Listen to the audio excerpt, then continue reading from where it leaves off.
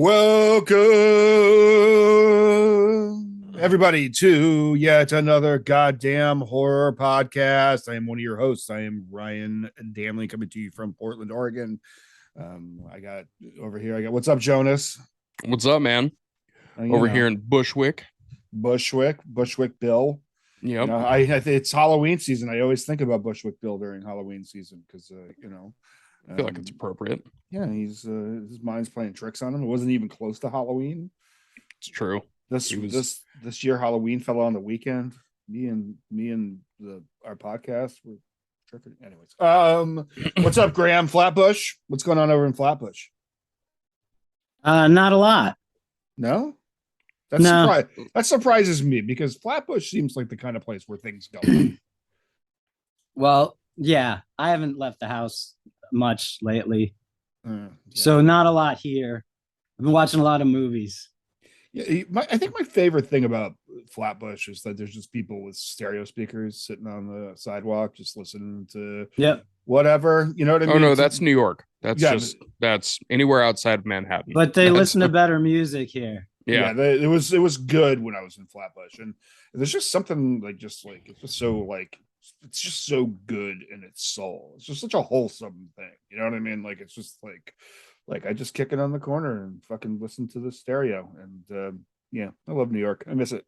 I think it's good that we're recording this. We're recording this early because early on Halloween, because if we were recording this like Halloween night, like if we were recording this right now, like if we were live right now at like 10 p.m., it would be nothing but Halloween parades and the loudest shit in the world behind us. That's amazing. That might be fun. Yeah, it would be fun, but it would be soundtrack full chaos. Full chaos. So we have a very special episode. This is our Halloween episode. We are going to review how many. They said there'd be no math when I started this podcast. How many are 93? 93, because that is 31 days of Halloween reviews. These are going to be quick reviews because we don't want to keep you here forever, but we want to go down. Some of them will be the same. Some of them will be not. We might overlap. We're going to overlap, but we're each going to give our individual review. So you may get 3 of the same review. You may get 3 not. We're probably not going to talk about it a ton, just because just in interest of time and your time, really. But and honestly, I forget a bunch on my list already. But this is unprecedented in the history of podcasting. I think we should contact some sort of record keeping company. About 93 reviews in one podcast. I think that's a lot of fuck, dude. I feel like if we called Guinness right now, they'd just be like, God damn it. All right, fucking, why did we create this? Why did we do this? People call us with all these records. They'd send us to Guinness. Business. Have you? It's like, okay, you did pretty good. World Records. It was kind of close. But did anybody else think the Guinness Book of World Records as a kid was like some sort of like official document? Like we read it. Oh, for sure. And then you got older and you realized. Like, this is all horseshit. It doesn't mean right. None of this means anything. This is like literally like there's like really like I don't even think that they're like dudes with the longest fingernails. You're like, oh, holy shit, that guy's gonna have like the longest fingernails. But like I'm imagining those folks had the longest fingernails, but I also like, you know what I mean? Like I don't know if there was like an official like third party checking thing. I think Guinness Book of World Records is like mostly just the pictures of like neat shit. No, dude, Guinness Book of World Records. That was basically what it was when I got the Ripley's Believe It or Not table book. And like it was all the same shit. Guinness World Records is official though. There is one. They always send a world record adjudicator or whatever the fuck you call them. And they come out there and they verify the record. The worst time is when I was part of a Guinness World Records thing for a company, and I realized what a sham it all was. When I worked for a large natural foods grocery store that is in America, and they take your whole paycheck. That place. And are you saying it's a company that wasn't Half Foods? There was no Half Foods on. Gotcha. Okay. My favorite is the health and beauty section. It's called Whole Body. Right. I just think it's just rude as fuck. Like, you know what I mean? Like, so there's not one thing in that section for your genitals, so it is not whole body. No, it's like, what if I don't got arms? You know what I mean? What if I don't have a whole body? What if I fucking, you know what I mean? Like, we went very different angles on the representation. But we were part of everybody cracked a Parmesan wheel at the same time, and I did the cracking at our store, and they were like, "This is for the Guinness," and they had somebody come and take a photo of it, and yeah, like you're just like, oh, okay, this is this now, you know what I mean? So you know what, there's some hungover chain smoking $12 an hour general manager in an Olive Garden. It's just like, motherfucker, why didn't we think of that? What the fuck could have put us on the map? Yeah, exactly. All right, so let's get into this 31 days of horror. If you don't know what that is, it's that during the I'm in love and hate with the term spooky season, but I'm just gonna use it. Okay, I'm just is the like what's I like it. Okay, it is what it is. We're all supposed to watch too cutesy for Ryan. It is. It's a little. Listen, I'm cute enough with that. I have stuffed animals back here, so I'm all about it. Right. I literally have stuffed animals behind my fucking laptop right now that you can't see on the screen. It's a fucking stuffed Maitlands from Beetlejuice, and I don't give a fuck. I cutesy as hell. All of the animals in my house that are stuffed at one point used to be living. So, anyways, I knew you were going for taxidermy, you gross son of a bitch. Just a different, animal. Just a different animal. Speaking of cool taxidermy, go check out. Shout out to my friend Brooke Weston, West Coast artist. Nice. She does taxidermy art, and it's you probably have seen it. Like she does the dioramas that are inside the. You guys ever seen that before? Anyways, I like good taxidermy. I don't like the dude that turned his dead cat into a fucking drone. I don't like that guy. she takes old like 60s taxidermy and cuts it up and does like puts like little dioramas in it and stuff. Nice. Like that. It's really fucking cool. Brooke Weston, go check her out. Maybe we should have her on the show sometime. She's like a super rad human. So we're gonna do 31 days of horror. We all three of us have done it. And we're gonna knock them out now in succession. Who wants to go first? Jonas, you want to go first? Yeah, I can go first. Okay, cool. My number one is from Shudder, and it is one that I've recommended before. It is Anything for Jackson. And it was one. I love that one because it caught me off guard when I saw it the first time. It wasn't at all what I expected. And it doesn't really fit in a single genre. I mean, it fits in horror, obviously, the genre, but it doesn't fit in any single like specific type of horror genre because it's got a little bit of body horror, it's got a little bit of exorcism, but like in a reverse. It's got a little bit of like, isolation horror. Like it's got a bunch of cool shit. And it's it's kind of one of those ones that just caught me off guard, and it's stuck with me ever since. Awesome. We're doing a Danzig scale on this one, right? Yeah. That one I'm giving that one 7 out of 10 Danzigs. Ooh, that's a tough grade on that movie. Anyways, I didn't watch it this time, so I won't have an opportunity. But I would have given it more. But that's fine. I'm only giving it 7 out of 10 because I'll tell you why. The reason I'm giving it 7 out of 10 is because I think. Oh, this is gonna take forever. No. I'm just doing this quick. I'm just doing this one quick specifically because I think that it was a great movie, but it could have been like it had the opportunity. It was a good movie that had the opportunity to be a great movie, and they fell just shy of that. So, cool. Bram, I watched The Endless by Benson and Hedges. No, Benson and Moorhead. Oh fuck yeah! And it's the cosmic. Sort of, I don't know. I don't really get what's going on in those movies. There's the other one too. I can't remember the name. In the it's Earth. Like no. It's like the sequel or prequel or like companion of The Endless. But super good. 10 Danzigs. I don't really know what happened in either. I've seen them like a bunch each time. I love them. Everything they do is great. Awesome.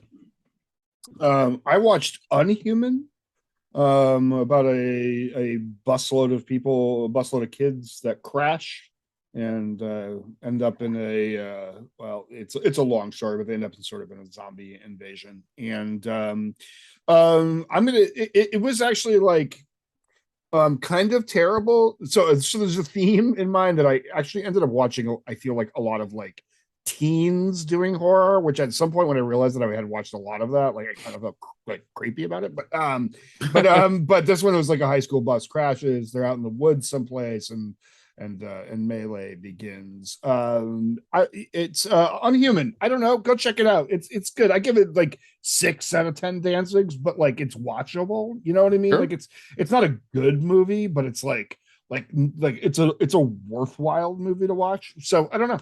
I dig that. Unhuman. Go watch Unhuman. Where's that one streaming on? Oh, so you said streaming, and then like I didn't even. Yeah, like it's. I think I think I watched it on Prime.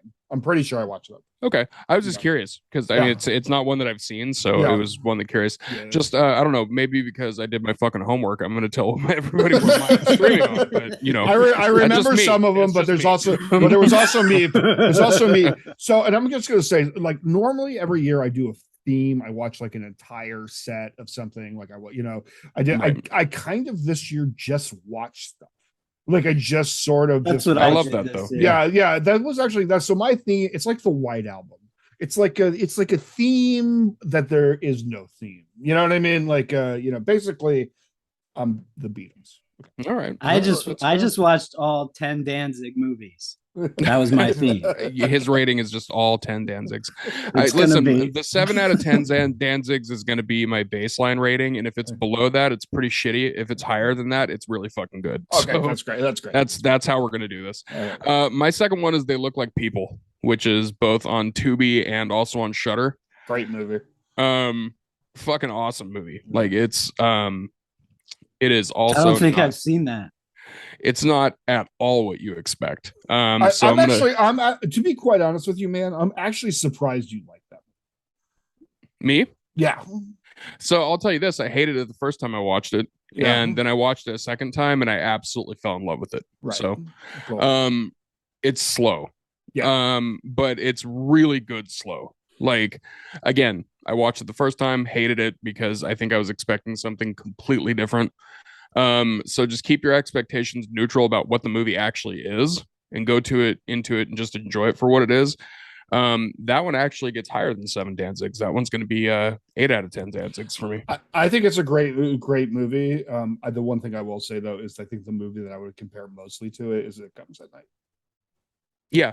It's similar. I think it's a much better done version of that. I don't disagree, but anyways. Yeah. Graham. Oh, my turn. Satanico Pandemonium. Damn, that sounds rad. Famously where Salma Hayek got her name from Dusk Till Dawn. Her name is you're right. Santanico Pandemonium, which is I'm not sure why they did that. Saint.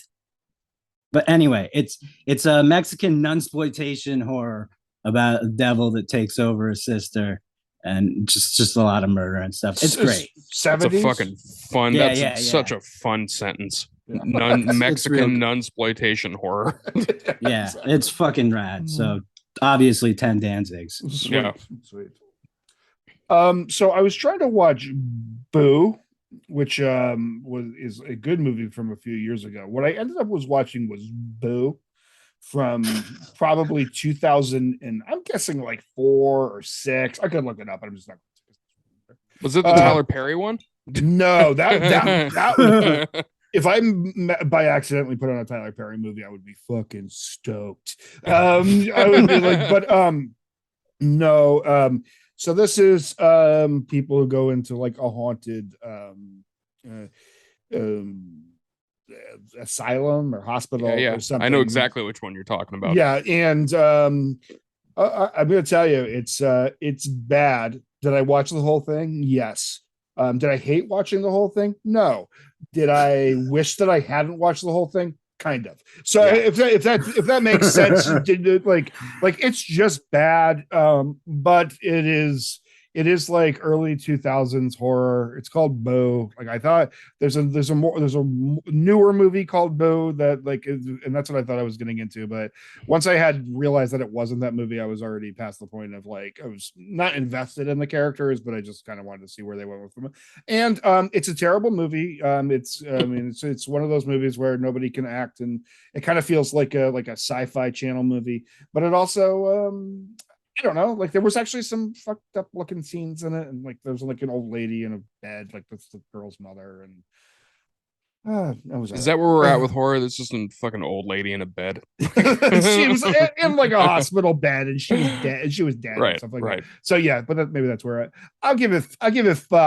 I'll give it 5 for just making horror, and and they went through the effort of making it. So 5 Danzigs. Yeah, 5 is respectable.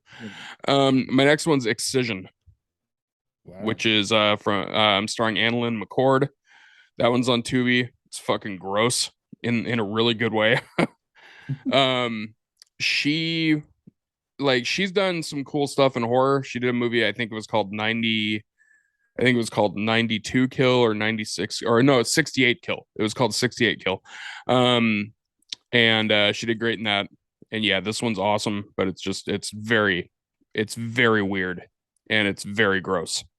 You've talked about it before, right? Yeah. So I'm giving it 7 out of 10 Danzigs just because, like I said, it is gross. So you have to be down for that. I personally loved it, but yeah, 7 out of 10.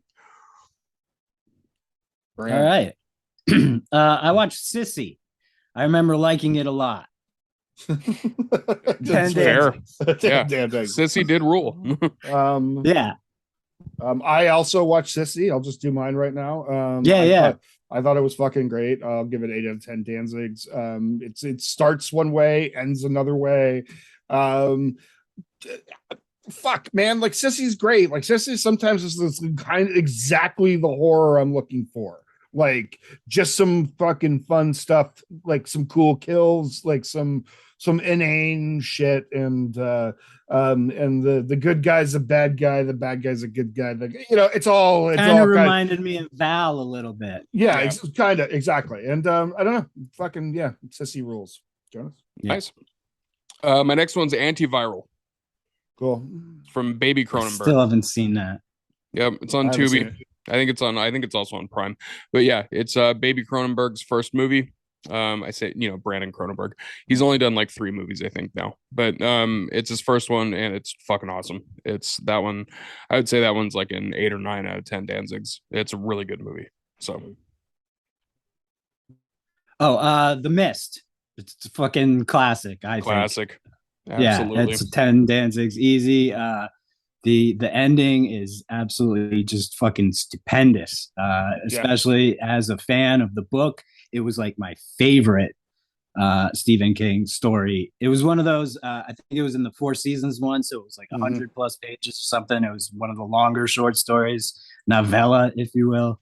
And I remember them just getting a lot of the fucking imagery perfect, like exactly what I had been thinking, and just they did so well. And then that ending hits, and I was like, holy fuck. And yeah, so 11 Danzigs. 11 Danzigs. My next we can just do a round of these if you want. I'm not going to talk about it. I'm not going to explain it. It's been talked to death. I'm just going to say it.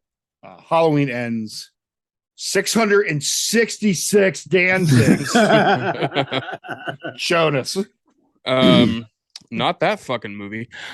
So my next one is a theater movie, Smile. It was way better than it had any right to be, and it is jump scares done right. And it's a cool story about turning trauma bonding into a demon, which is fucking cool. So that one's like an 8 or 9 out of 10. So cool. Very good. Wow. I'm excited to see that. I watched Slither again. Fucking rules. Yes. Also, one of my favorite, really ridiculous. James Gunn too, right? Yeah. Yep. Yeah. Fucking like early and Pam from The Office is in that shit. It's a great cast. Yeah. And yeah, just rad. So 10 Danzigs. Werewolf at Midnight is my next one. Oh yeah, Nice. Yeah, fucking Werewolf at Midnight. I've already recommended it this month, but Werewolf at Midnight is so perfect and just so good. And it was actually really fun. As a werewolf fanatic, it was nice to see like a wolf man kind of, you know what I mean? Like, I mean, Yeah. I love an American Werewolf in London or a Howling or like a or we can have a whole episode sometime on bipedal versus two-legged or bi versus quad pedaled fucking I even like Benicio del Toro as a fucking as a wolf man. Yeah, you know? I did too. But like, I'll tell you, fucking Werewolf at Midnight was the Man Thing with the whole deal. Like, it was just like kind So of fun. good. It was just Man Thing looked great. Yeah, you know what? I'm gonna give it 10 Danzigs. I think it was. Nice. I think they pulled off what they were trying to do. It was super fun. Like I love the Elsa Bloodstone shit too a lot. Yeah, exactly. And like, it's comic booky, and it's like you know, sometimes it just feels good to see some shit like that. Like, I don't know. Like, I left that like a better person. You know? Yeah. As a side note, have either of you guys seen the Man Thing movie from Sci-Fi? So I've seen some of it. I haven't seen the whole thing. Yeah, I should watch it. Graham, have you seen it? Not the whole thing. I've seen some of it. Okay, so here's the thing. It's a piece of shit because it's a sci-fi movie from that era of sci-fi movies, but it's fucking fun. Like, it's a really fun piece of shit. Sure. So okay. I would recommend that one. Like, seek it out. I think you can get it on Tubi, probably. That's like, if there's any movie that you can get on Tubi, it's the fucking Man Thing movie. For the record, when my epitaph will read a super fun piece of shit. But anyways, I'm gonna make sure, like, if you go before me, I'm making sure that gets put on your fucking tombstone. Like, I'm just gonna tell your family, like, I'm sorry he said it on the podcast. I gotta, you know, it's in the records forever. Legally binding. Yeah, I gotta represent. I'm sorry. My next one is in the theaters, but actually it's streaming on Screambox now. On Screambox as of Halloween, the 31st of fucking October, 2022, Terrifier 2. Not only does it get 10 out of 10 Danzigs, it gets 667 Danzigs. No, it's amazing. Like, I don't know what else to tell you guys about Terrifier 2. You've seen all the hype about it. The hype is real.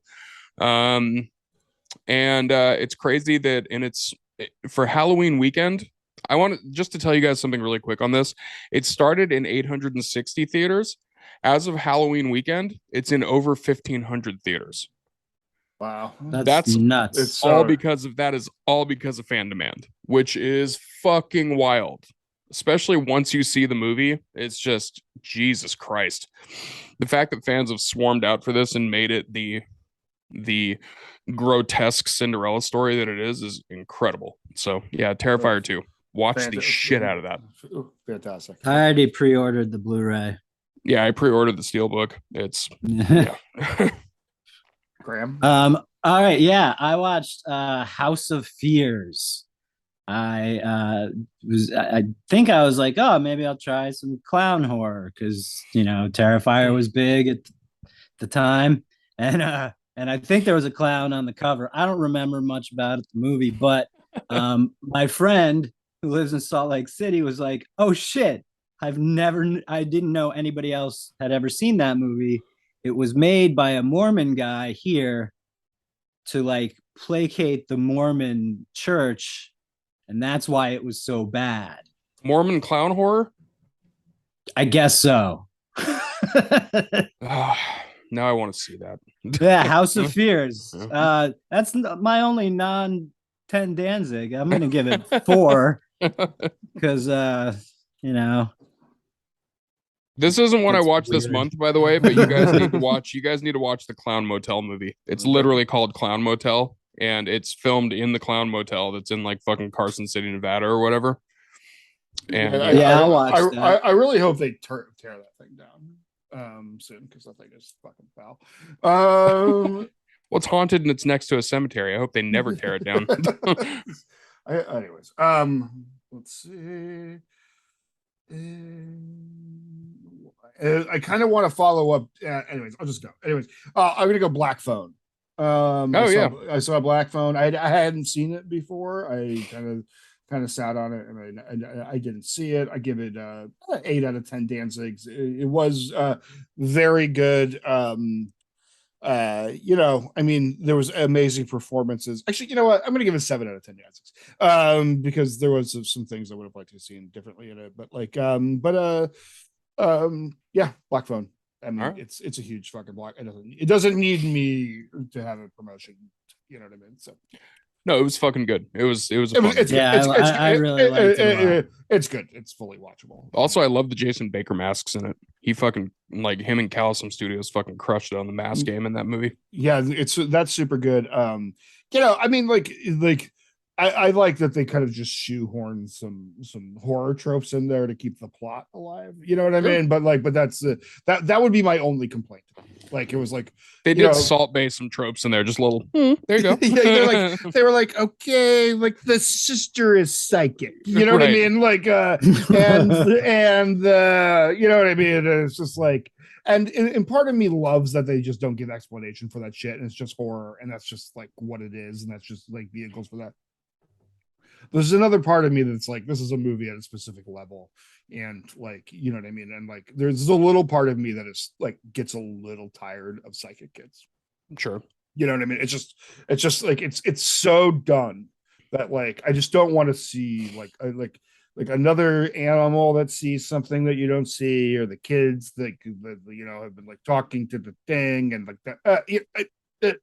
Done. I'm a little done with it. That's fair. I mean? So, that's totally fair.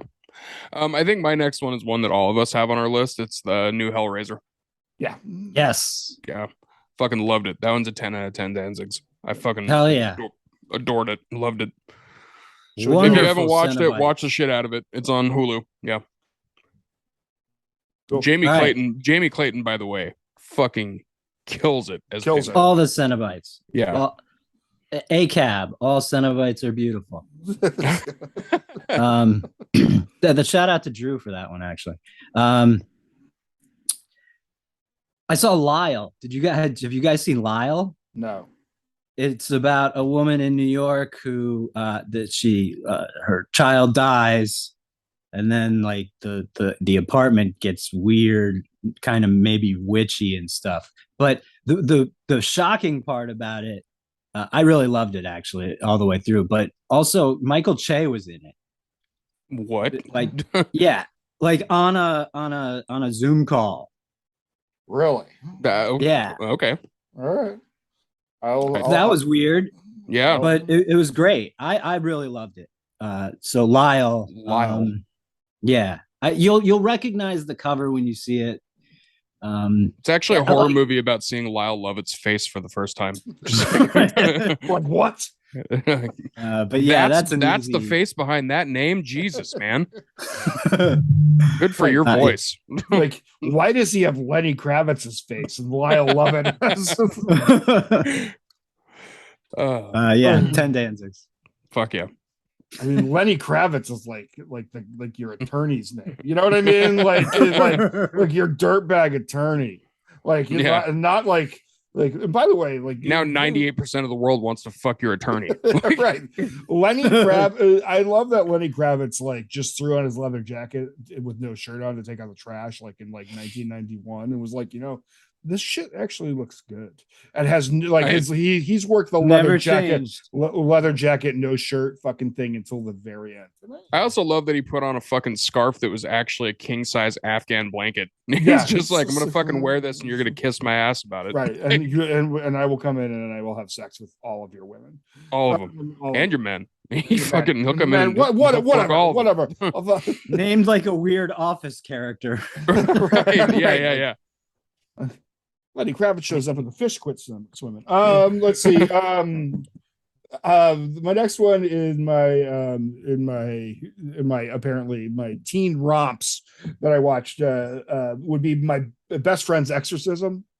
I watched that too. That one's dope. It's so bad, but it's so good, and it's stupid as hell. It's stupid as hell, but like it's like I don't know, like, at some point when I talk about like meeting horror where it's at, like meeting with like Target Demo and stuff like that, and like sometimes just having like a really good natured film, like I love a fucking awesome. I love a mean film, you know what I mean? I love a yeah, we know. but don't worry, we're gonna get to that one in my list.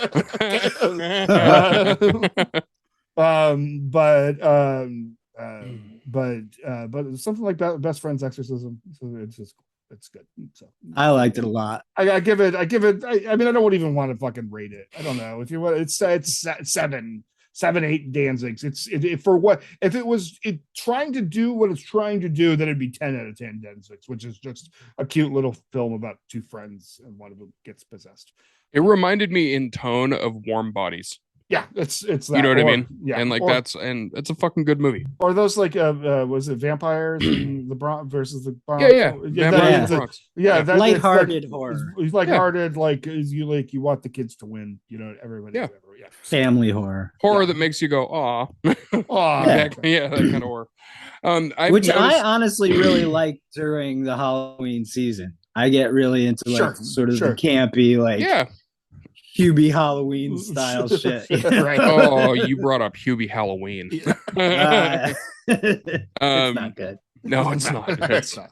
Even for Adam Sandler even for me, yeah. That's Hubie Halloween. My next, I'm noticing in a lot of the ones that I watched, I really went for some mean-spirited fucking movies for the most part on mine, but like mean-spirited or just super fucking gory. Because my next one was a twofer. It was Laid to Rest and Chrome Skull, which are both just vicious slashers. Both very good. The second one's good despite being one of the main stars being Brian Austin Green, which is fucking all right. He did great in it. Really awesome kill scenes, really awesome practical effects. The first one was kind of like Terrifier in the sense that it didn't have a whole shitload of a story, but it was really focusing on the practical effects and stuff. Chrome Skull's a pretty cool villain too. He is, yeah. That's one of those franchises I kind of wish would have gone further. But I know that movie and the person that played Chrome Skull and like there was lots of problems and shit like that. So it was what it was. But those two are both dope and they're both on Tubi and they're both super vicious, practical effects laden slasher films. So those ones both get 10 out of 10 Danzigs. Sweet. Graham. Oh shit. Dead Silence. I finally watched that one. That's wasn't that James Wan? Yeah. Mary Shaw. Yeah. It was good. It was much better than. I'll give it 9 because it's James Wan. Yeah. James good. I liked 10. It a lot. I thought Mary Shaw was really fucking cool. Yeah. Side note, since you dropped a James Wan, how do we feel about that new movie he's coming out with, Megan? I think it looks good. I think it looks fucking awesome. Yeah. All right, cool. I think it looks great. Next for me, I did The Watcher. Not the Watcher, the one Watcher, with Mike and Monroe. The Hitchcockian one. Yeah. It's good. It's super Hitchcockian, and you spend a lot of the time hating what's going on. And I'm going to give it 8 out of 10 because they really pulled it off. I thought it was good. A fucking final frame, man. Yeah, it's a great final frame. It's a great final frame, and I like that they just got right into it. Like they didn't fucking they didn't build any tension. They just made it kind of fucked up from the get go, and I sometimes I like that. You know what I mean? Like, can we just like, clearly I'm here for this. You know what I mean? So let's just get this, like, let's skip the massage, if you know what I'm saying. You want right to the happy ending. How about a happy beginning? I want to say a side note to that. The scene in the train with her and the dude is beautifully shot. That's like one of my favorite, like, just shots in the movie is that whole scene. Anybody that's seen it knows exactly what I'm talking about. My next one is Frailty on HBO Max. Fantastic movie. It's a classic to me. It's one that it's still underappreciated. Agreed. It's fucking, that one's easily 10 out of 10 Danzigs. It's one of my favorite slower, chilled out horror films. And fuck, man, Bill Paxton. Fuck you, world, for taking Bill Paxton. Yeah. I mean, like if you have the choice between Pullman and Paxton, no disrespect to Bill. Okay. Oh, Pullman's great. Pullman's great. That speech and Independence Day, fantastic. Pretty good. Fucking Spaceballs, you know what I mean? Although Spaceballs is, I tried to watch it not too long ago and it's not as funny as I remember it, but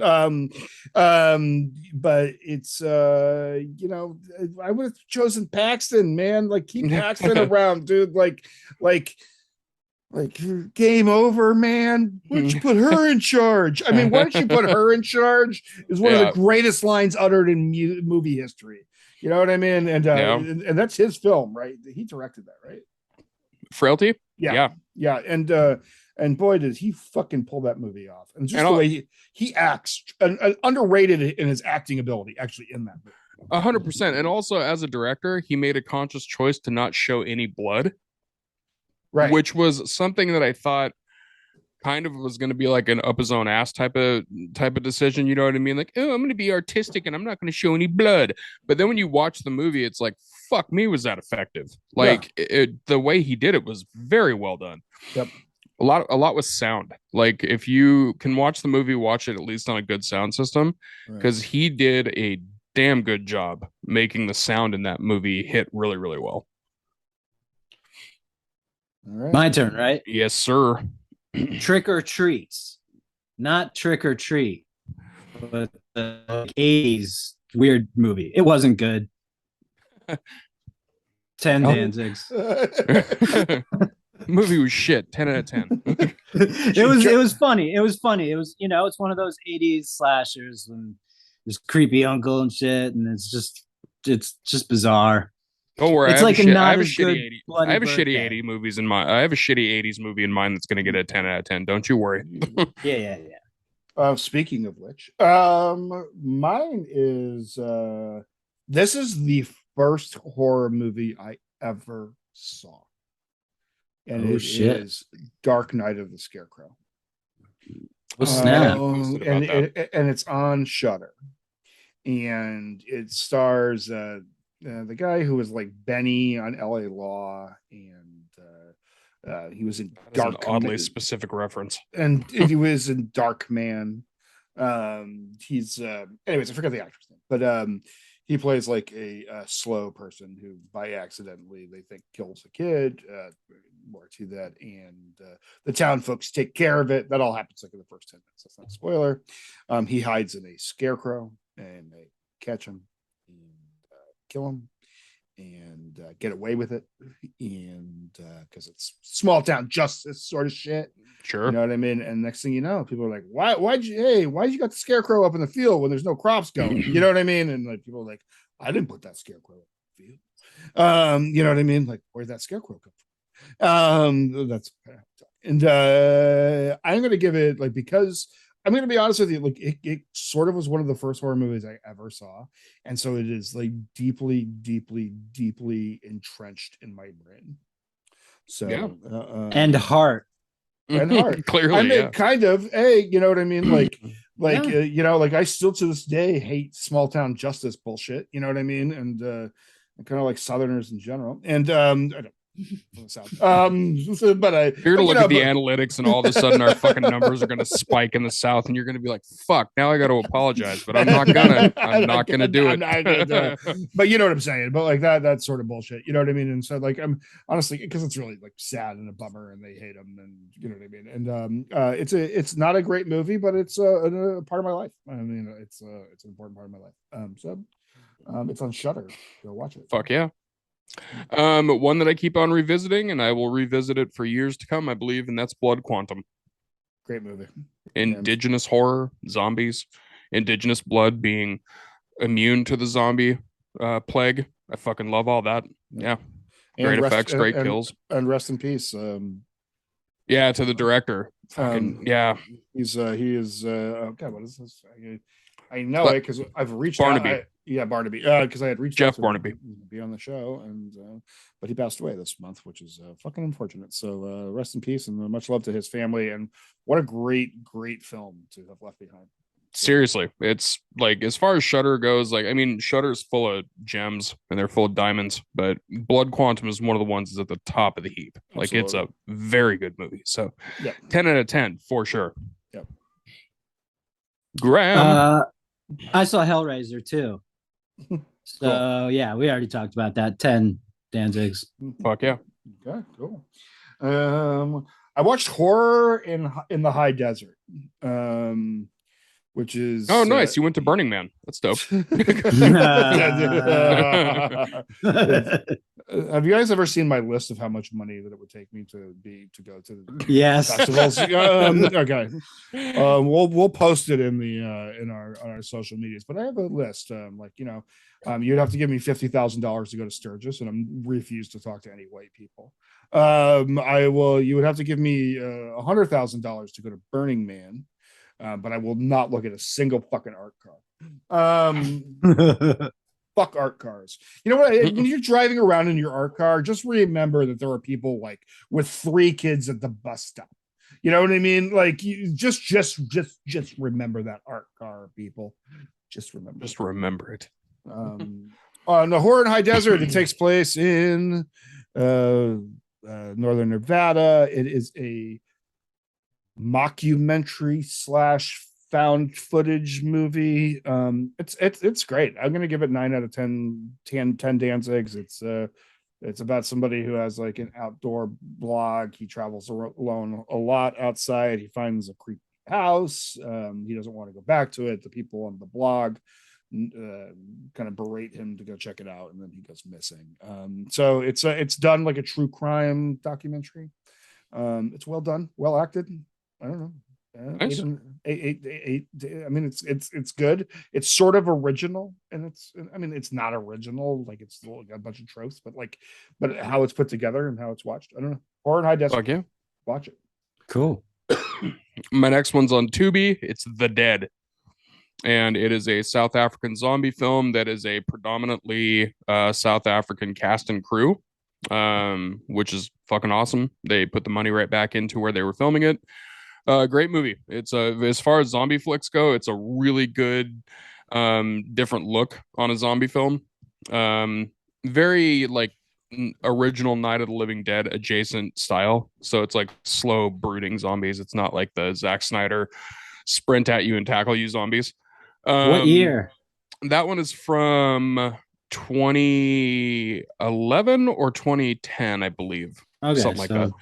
Fairly yeah. And then there was a sequel that was The Dead 2, and it was in India, and it was the same thing. Like, it was predominantly cast and crew from India and everything like that. So and it was a similar movie, not exactly the same story, but they were both pretty fucking awesome. So they both get 8 out of 10 Danzigs. So awesome.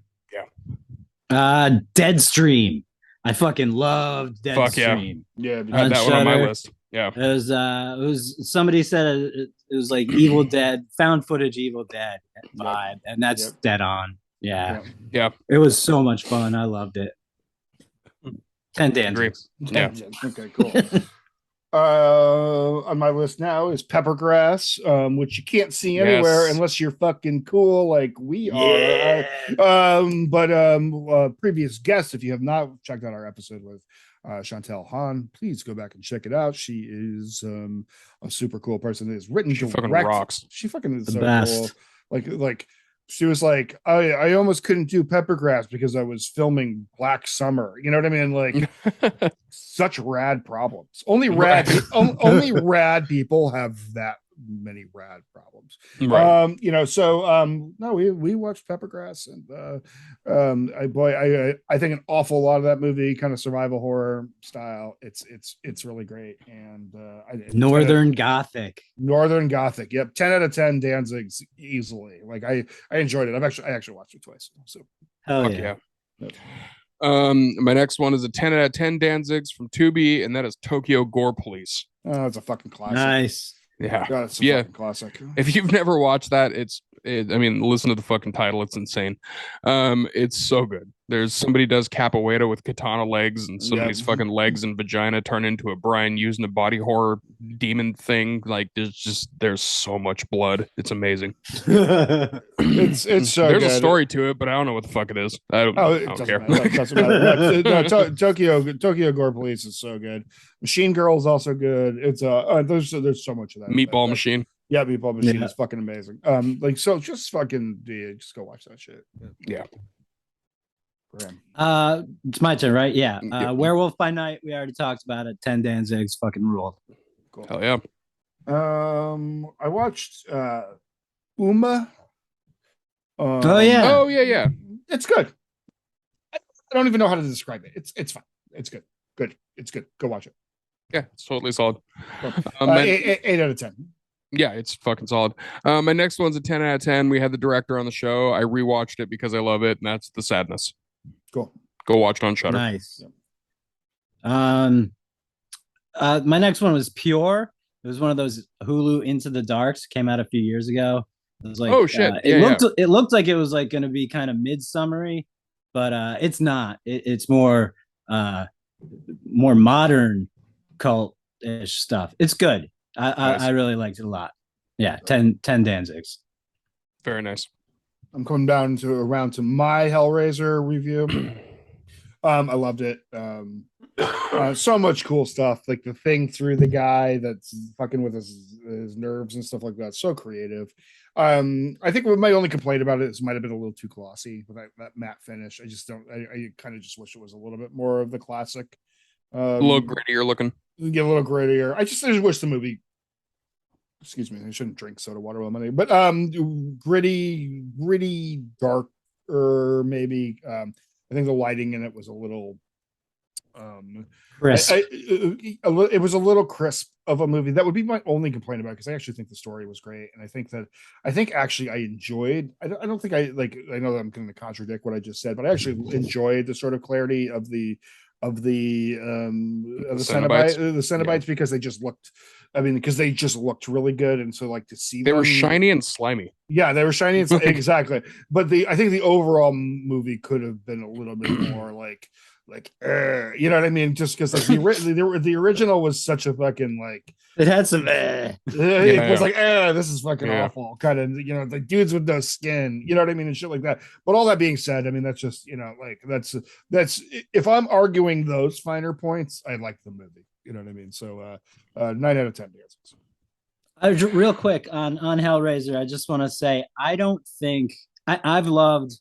I say the first 3 Hellraisers are great, and people are always like 2, but and I love this new one a lot, and I love most of the others for various reasons. But I don't think that technology, or even maybe like our minds, can quite get Hellraiser right yet.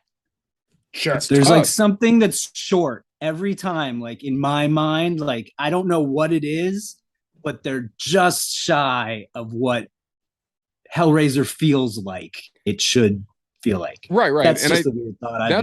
That's a thing that happens with Clive Barker's movies in general, because I think maybe there's like a different level. his fucking mind, the way that his mind works is something that is hard to translate to film. In like to do it properly, and every attempt is still like good, but could be fucking great. You know what I mean?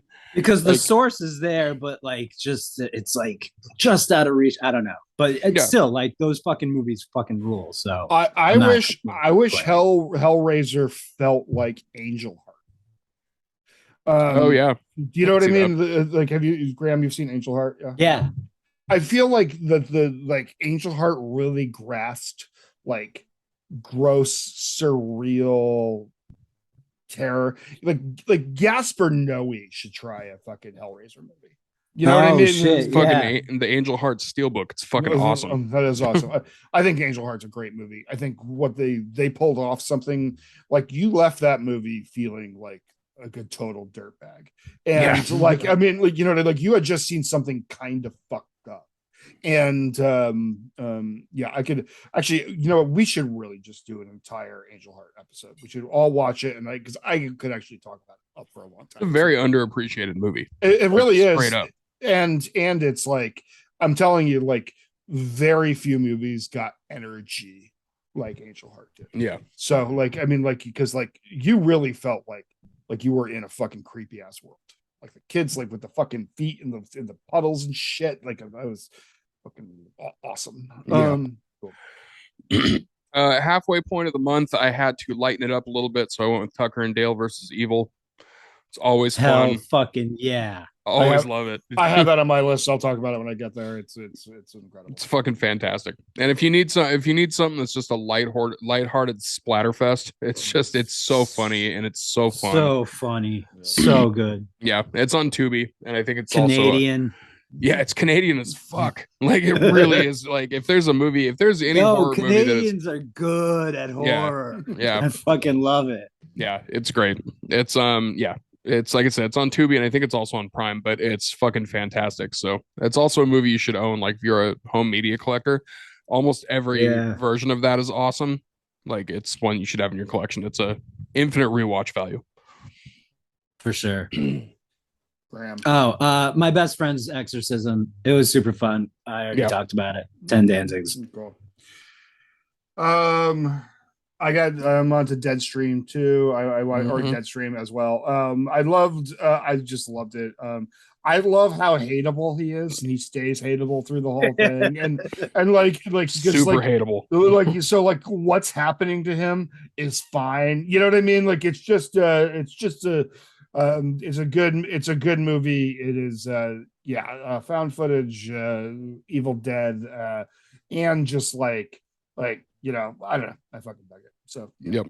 You know what? I'm gonna give it a 10. I'm gonna give it a 10 because fuck yeah, they nailed exactly what they were fucking trying to do with it. Yeah, pulled it off. And out of everything I watched this month, it might be the most like I don't know, like one of the most like fun. I'm actually, this might go down as like something that like I really like, you know what I mean? Like something that like I'll probably watch again.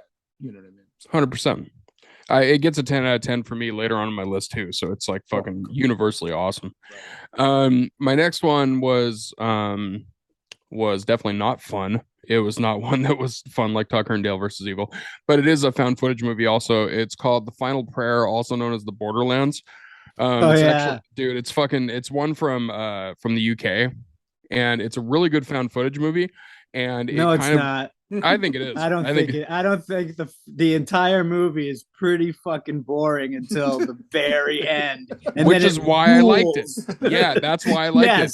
Because I fucking love that movie, but it's not very fun, or it's not even not fun. It's just kind of boring. It is, and then the end is fucking insane and awesome, and I love it.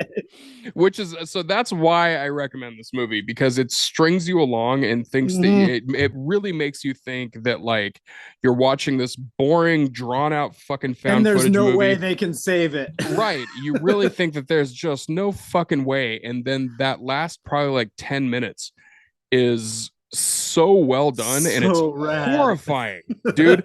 By the end of it, like so this is one thing. Sometimes I'll have like a physical reaction to a movie when I see like a certain part or a certain ending or like something like that, where I'll be like, whoo, you know, like that type of thing, like on something that looks really painful or something like this. This one, I got up. Like I actually stood up after I watched it, and I was like, whoo, fuck you. Like it was one of those. And like, so the journey getting there really makes you think that you're just going to get fucked at the end. And then the end, it has so much payoff. Like it is so much payoff. So it's a weird one. Yeah, so I can't in all good conscience give it a 10 out of 10. I would say like an 8 out of 10, because that watch it and amazing. Stick through it. Yeah. Seriously, sit through the whole movie, because it is fucking it's such a good finale. Worth it. Yeah.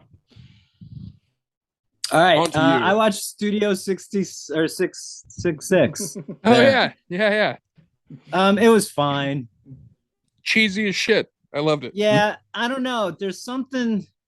I'm probably gonna catch heat for this, but I don't know. There's something like when it didn't feel like they were taking it seriously. They weren't. It was a slapstick movie. Sort of. I guess maybe that's what it was. but Dude, like Dave Grohl was floating in the background giving you Ooga no, Booga I know, but like if like you could have taken that exact script and given it to a bunch of like indie filmmakers that care about movies, horror movies a lot, and would have come out with a very different, very cool movie, I think. I just think it was in the wrong hands. They had money. It was fine. I'm giving it 9 Danzigs. So. That's fair. Well, I want to, which is an F for me. just so we're clear. Tell me, it's a nice F. Tell me if you think that this makes sense, Graham, for that movie. Yeah. This one feels like if it was put into the hands of people that cared about horror, it would have been more like an Evil Dead remake. Like it would have been grittier, darker. It would have been, but it still would have had some humor to it. But I feel like it would have been a more polished horror film as opposed to this one, which was like, it was a lot more comedy heavy. Like they definitely were not taking it seriously. Whereas if they put it into the hands of indie filmmakers that actually cared about which horror, I guess kind of makes me is what I don't like about that kind of movie. And I think it's why I generally lean towards indie before studio, and why I have a gripe with studio movies when I shouldn't. I understand that. No, but it makes sense. It totally makes sense. But yeah, I also have a gripe with studio movies compared to indies. I think more indie films I'm always going to give indies all the benefit of the doubt and hold studios to a very fucking high standard. So. Of course, not me. Yeah. I'm pro studio. I know you are. Yeah. Of all of us, Ryan is definitely the one that's like, "Fuck yeah, studios." Yeah, like yeah. You know, I think controlling media is important. You know what I mean? All right, Kanye. Let's just not get into that. I'm gonna. The next two are the worst movies I watched out of this whole time. I'm not gonna give them both in a row, but I did. I watched a movie called Terror Trips. It sounds bad, but like almost good. Well, like I read it and it was like the people are there. It's a group of people that decide to like take trips to places where horrific thing or where horror movies were filmed. Like the first I watched that. Yeah, and how in the fuck did both you guys watch that movie? It is, and then it completely like all of that sounded cool. Like, to me, like that sounded cool. The rest of the movie, though, like immediately goes and like they kind of just drop that immediately. Spoiler alert. Like you give a fuck. Dude, we're gonna get so much hate letters about Terror Trips being spoiled for people. And then they kind of immediately go, and then it's like barely even like I don't know. I like I rarely like fully hate a movie. And I fully hated this movie. I'm gonna give it 2. 2 because I finished it. I'll give it 2 because I finished it. You know what I mean? Because I would give it 0 stars if I could. No, but I would give it 2. I will give it 2. 2. Fucking 2. All right. The next one is my shitty 80s movie. And it's awesome. And it's Microwave Massacre. Beautiful. Yeah, that's a good one. And it's on Tubi. It's fucking dog shit in the best way possible. So it's on Tubi. It's an 80s movie. It's called Microwave Massacre. You get what you pay for. So go watch it. This is my artsy one. I watched The Eyes of My Mother, which it's black and white, and it's about a young woman, and this dude just shows up and starts murdering. So it's weird. It's very artsy. What's it called? The Eyes of My Mother. It's like a horror poem. Ooh. Okay. 10 Danzigs. It actually is super artsy, and it's ambitious as fuck. Like it's actually pretty good. Yeah, I really liked it. My next one is it's like a 70s movie. I thought I'd try to watch some like 70s like exploitation movie, but I watched The House That Drips Blood, and it fucking sucked. Like sometimes it's like I know that I'm kind of like supposed to like this shit. Dude, I love this heel turn because it's such a bad movie. because it's like I know I'm supposed to like 70s stuff, you know what I mean, or whatever. But I'm like watching it, I'm like, They're not even. I don't know. It just wasn't good. It stars the dude that's like Indiana Jones's buddy from the college, you know. And anyways, yeah, House That Drips Blood. If you like 70s boring crap, how about it? No, that movie sucks. I'll That's a movie that a lot of people recommend for some reason, and it's fucking bad. It's fucking bad. It's just like a bad movie, and maybe somebody will reach out to us and be like, "No, man, House That Drips Blood. You don't understand that it was like a fucking like, you know." Okay, that's fine. I'm here for that. But like the thing is like I watched it and I was like, hey, yeah. So I don't know, 2, 3. I don't know. Like I would never ever watch it again. I stayed to the end. I stayed to the end. You did. You stuck it out. I'm a goddamn champion. But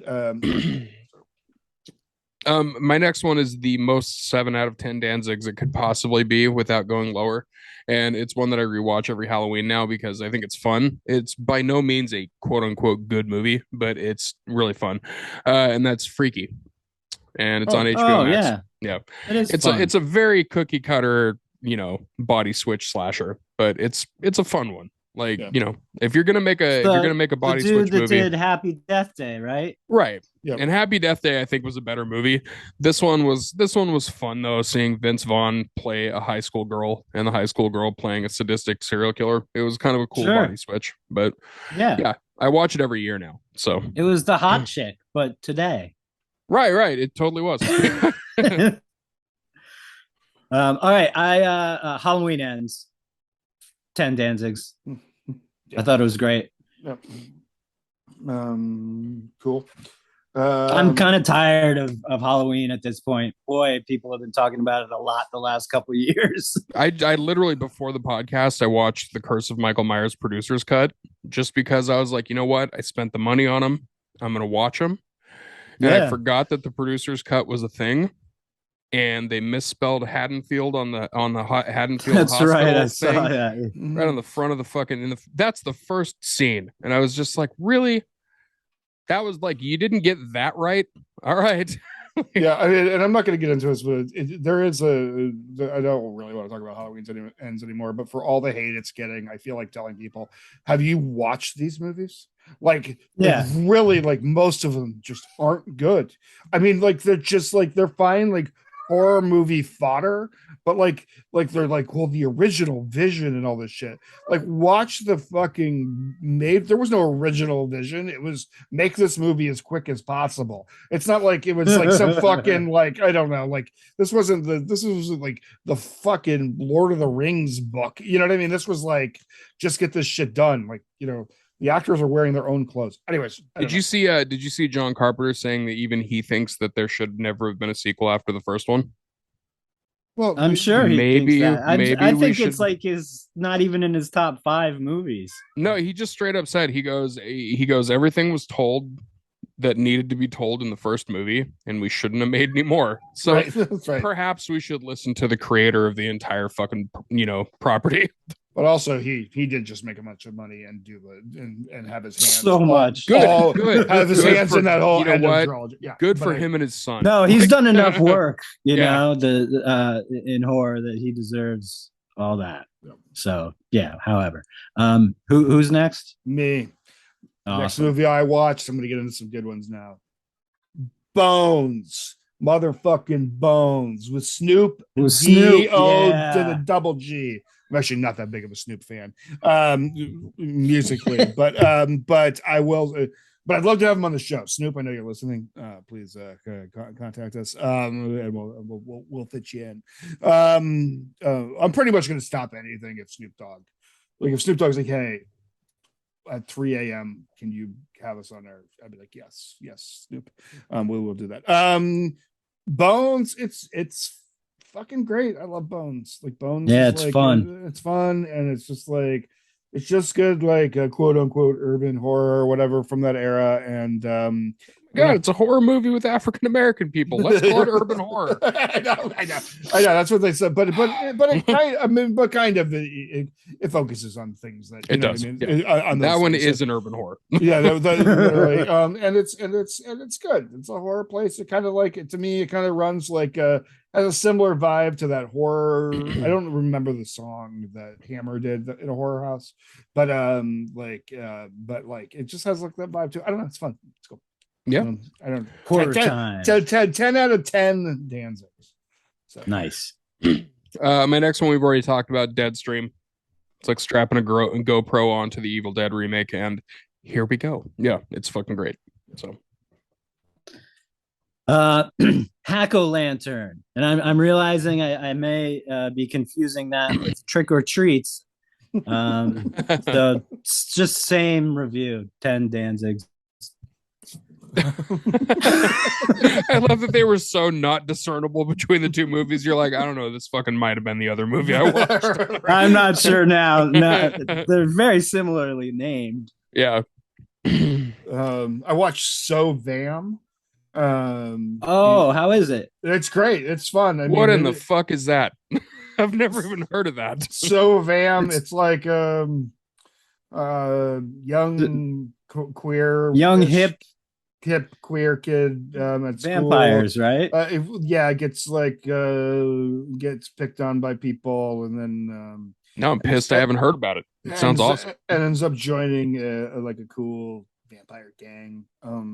It's at war with another vampire gang, and I fucking loved it. 10 out of 10. I mean, is it like a great movie? I don't know, but like, did I love all of the things in it? Fuck yeah. It's also like another one of my teen romp movies for this time. Sounds great. Yeah, teens show up in horror a lot because they're easily trickable. Yeah, it's true. It's true. My next one's VHS 99. This one is 5 out of 10 because half of it was awesome and half of it was very bad. So wait, a VHS movie? One of the VHS series was sort of good, sort of bad. Huh? Yeah, who would have thunk? This one I think is the most lopsided one that I've seen because the good ones are really good. The bad ones are really, really bad. And just a look behind the fourth wall and behind the curtain. My roommates are dressed as an angel and a devil for Halloween, and my cat does not know what the fuck to think about it. So I just let you guys know that because they just walked by my door and showed me in awesome costumes. Anyway, yeah, VHS 99. It's worth watching. Like for the awesome ones, it's worth watching. You'll know immediately when a shitty one starts, though. So like, it's another one that's half and half on those. So still check it out. Go. My this is a weird thing. My college friend who just directed that Black Bear, the Aubrey Plaza movie. Mm-hmm. He's the director. He directed a bunch of like mumblecore, I guess. I'm not sure. But he was the lead dude on the In Between story in VHS 2. Oh, so that's his link to horror, I guess. All right. I used to freestyle with that dude in dorm rooms while we smoked pot and stuff. It was pretty funny. This was Larry just Levine. It was just last week. So I need to make it very clear that we have now established a 6 degrees of Kevin Bacon connection to Aubrey Plaza through the podcast based off of your friend. Yep. And if you don't think that I'm going to try to cash in that friend favor at some point, you are out of your fucking mind. Shit, that's a good point. I'm going to have to get back in touch with Larry. For anybody that doesn't know about me, like as far as my thing with Aubrey Plaza, I think she's fucking wonderful. And it's weird because I know a lot of people are like, oh my God, like, like the hot aspect of it or whatever. Like I literally just want to hang out and bullshit with Aubrey Plaza. Like she seems like the coolest fucking person ever. So, and also she's done horror. So, yeah. Yep. Whose turn is it? I thought it was yours. Did you actually talk about a movie, or did you? No, I guess my next one is Terror Trips. So. Okay. Oh, okay. All right. I still can't 10 believe both of Danzigs. you guys watched that movie, and I had no idea that it I even can't existed. either, but it was That's definitely weird. the fucking the description that got me to watch it. Because Yeah. I was like, oh, this is gonna be a bunch of like horror kids, like indie filmmakers that are into horror, making a horror movie that's like based on cool shit, and it was fine. You hated it. I mean, I hated it. I just think that it was. Anyways, I'm done talking about it because I hate it. That's My next one is Bodies, Bodies, Bodies. I still need to see it. I love it too. Such an odd A24 movie. Though, if you're not into like elevated horror or whatever, don't worry. This shit is not elevated at all. This shit is just fun. Sunken. And a bunch of rich kids stuck in a house during a hurricane, stuck in a fucking mansion. I love that Pete Davidson's just like, I look like I fuck. Like that's my vibe that I give off. It's just like that's, you know what? That's what you know your wheelhouse, Pete.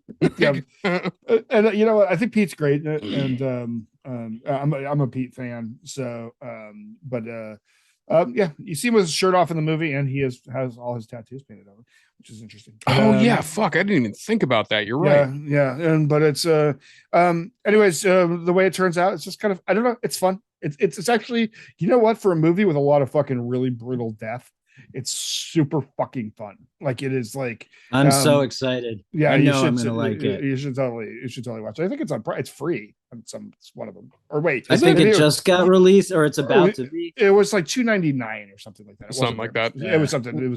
It's about to be released soon, I think. Ryan, I think the alternate title for that movie could have been A24 is a series of unfortunate events. Yeah, kind of. You know? Kind of.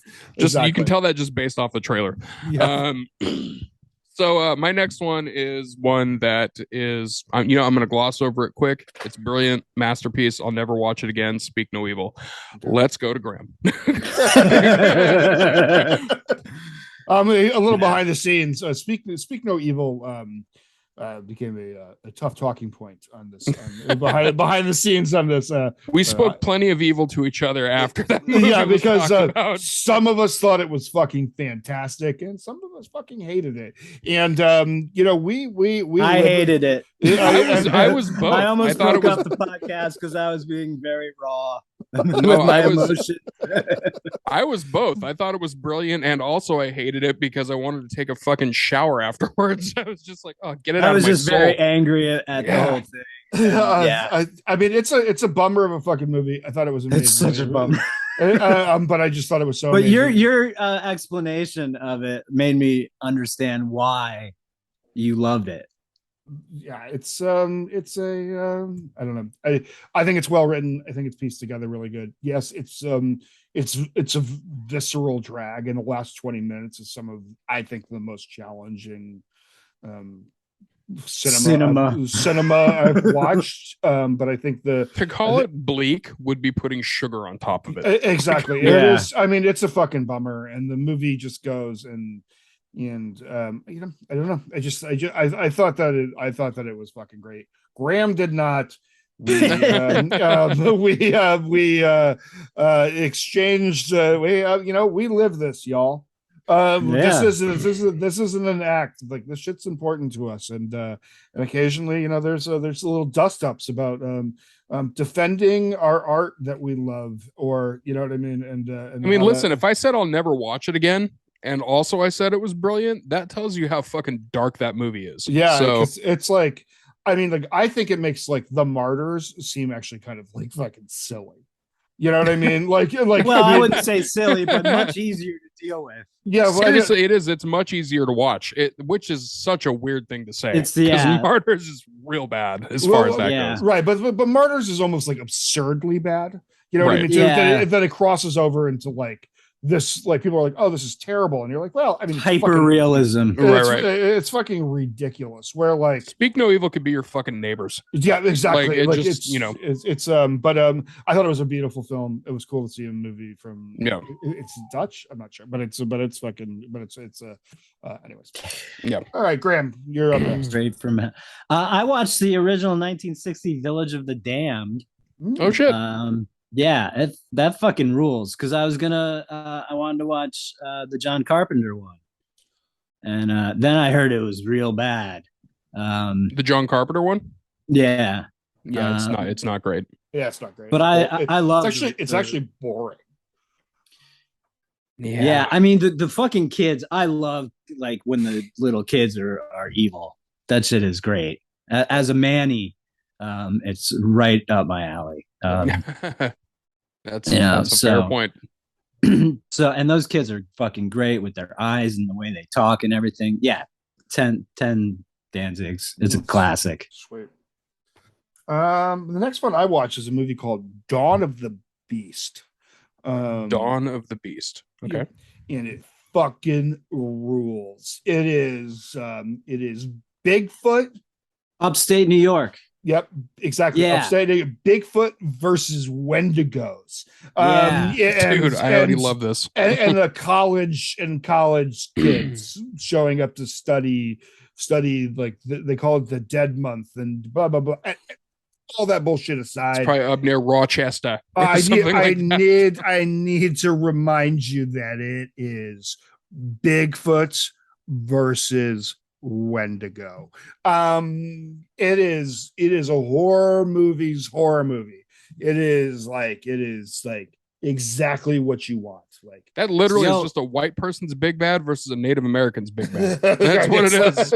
Yo, that's the third in like a trilogy Bruce Wemple did, the director of like upstate New York, like scary, what are they called? Aphamoids. I can't think of the word. You know, the creatures. Cryptids. Yeah. Cryptids. Yeah, cryptoids. Yeah. Monstrous, The Retreat, Cryptids, and Dawn of the Beast. Cryptids. Those are three. They all do Wendigo, Bigfoot, and then they meet in Dawn of the Beast. Yeah, fucking watch all of them. They're all great. Cool. I will totally check it out. I was fucking stoked to watch it. It was like eating a big fucking like. There's this just thing about like 16, 17-year-old Ryan watching movies like that. Like back when we didn't have all the options and we didn't have the, you know what I mean? Those, you'd be like, oh, there's a horror movie on the fucking movie channel or whatever. And you'd be like, I'm just going to watch this because like whatever, you know what I mean? And it just reminded me of that. And it was just fun. And has some possession. It has some fucking beast fights. You know what I mean? Like, dig it. I'm all about that shit. 10 out of 10 Danzigs. 10. Hell yeah. I love that. My next one is Faust, Love of the Damned. That is a unsung Brian Usna film in his filmography. Few people have seen it. In fact, it's one of those ones that people just forget as a movie. The entire movie is streaming on YouTube, and there's no other way to watch the goddamn movie. Like it's fucking hard to find it even on VHS and DVD anymore. So yeah, go watch it on YouTube. It's awesome. It's got body horror and some weird Spawn Wolverine demon guy that's the Faust. Like it's weird as shit. Like even for a Usna movie, it's weird as shit. Like yeah, Andrew Divoff plays Satan again, which is always great. So that is awesome. Yeah. All right. I'm counting this as I watched the whole series. I'm just counting it as a movie. But I watched Devil in Ohio, the cult movie in Ohio. A family takes in a young woman who has she's a girl. I guess she's in high school. She gets her back. She's got a pentagram carved in her back. And she's not really speaking. And so the mom is like a social worker. She's like, let me take her home and stuff. And proceeds to be the worst fucking mom in any horror I've ever. She's just completely ignoring her family and everything. Anyway, I liked it a lot. It was kind of predictable. It's a fun ending. It wasn't great. I hated the mom, but yeah.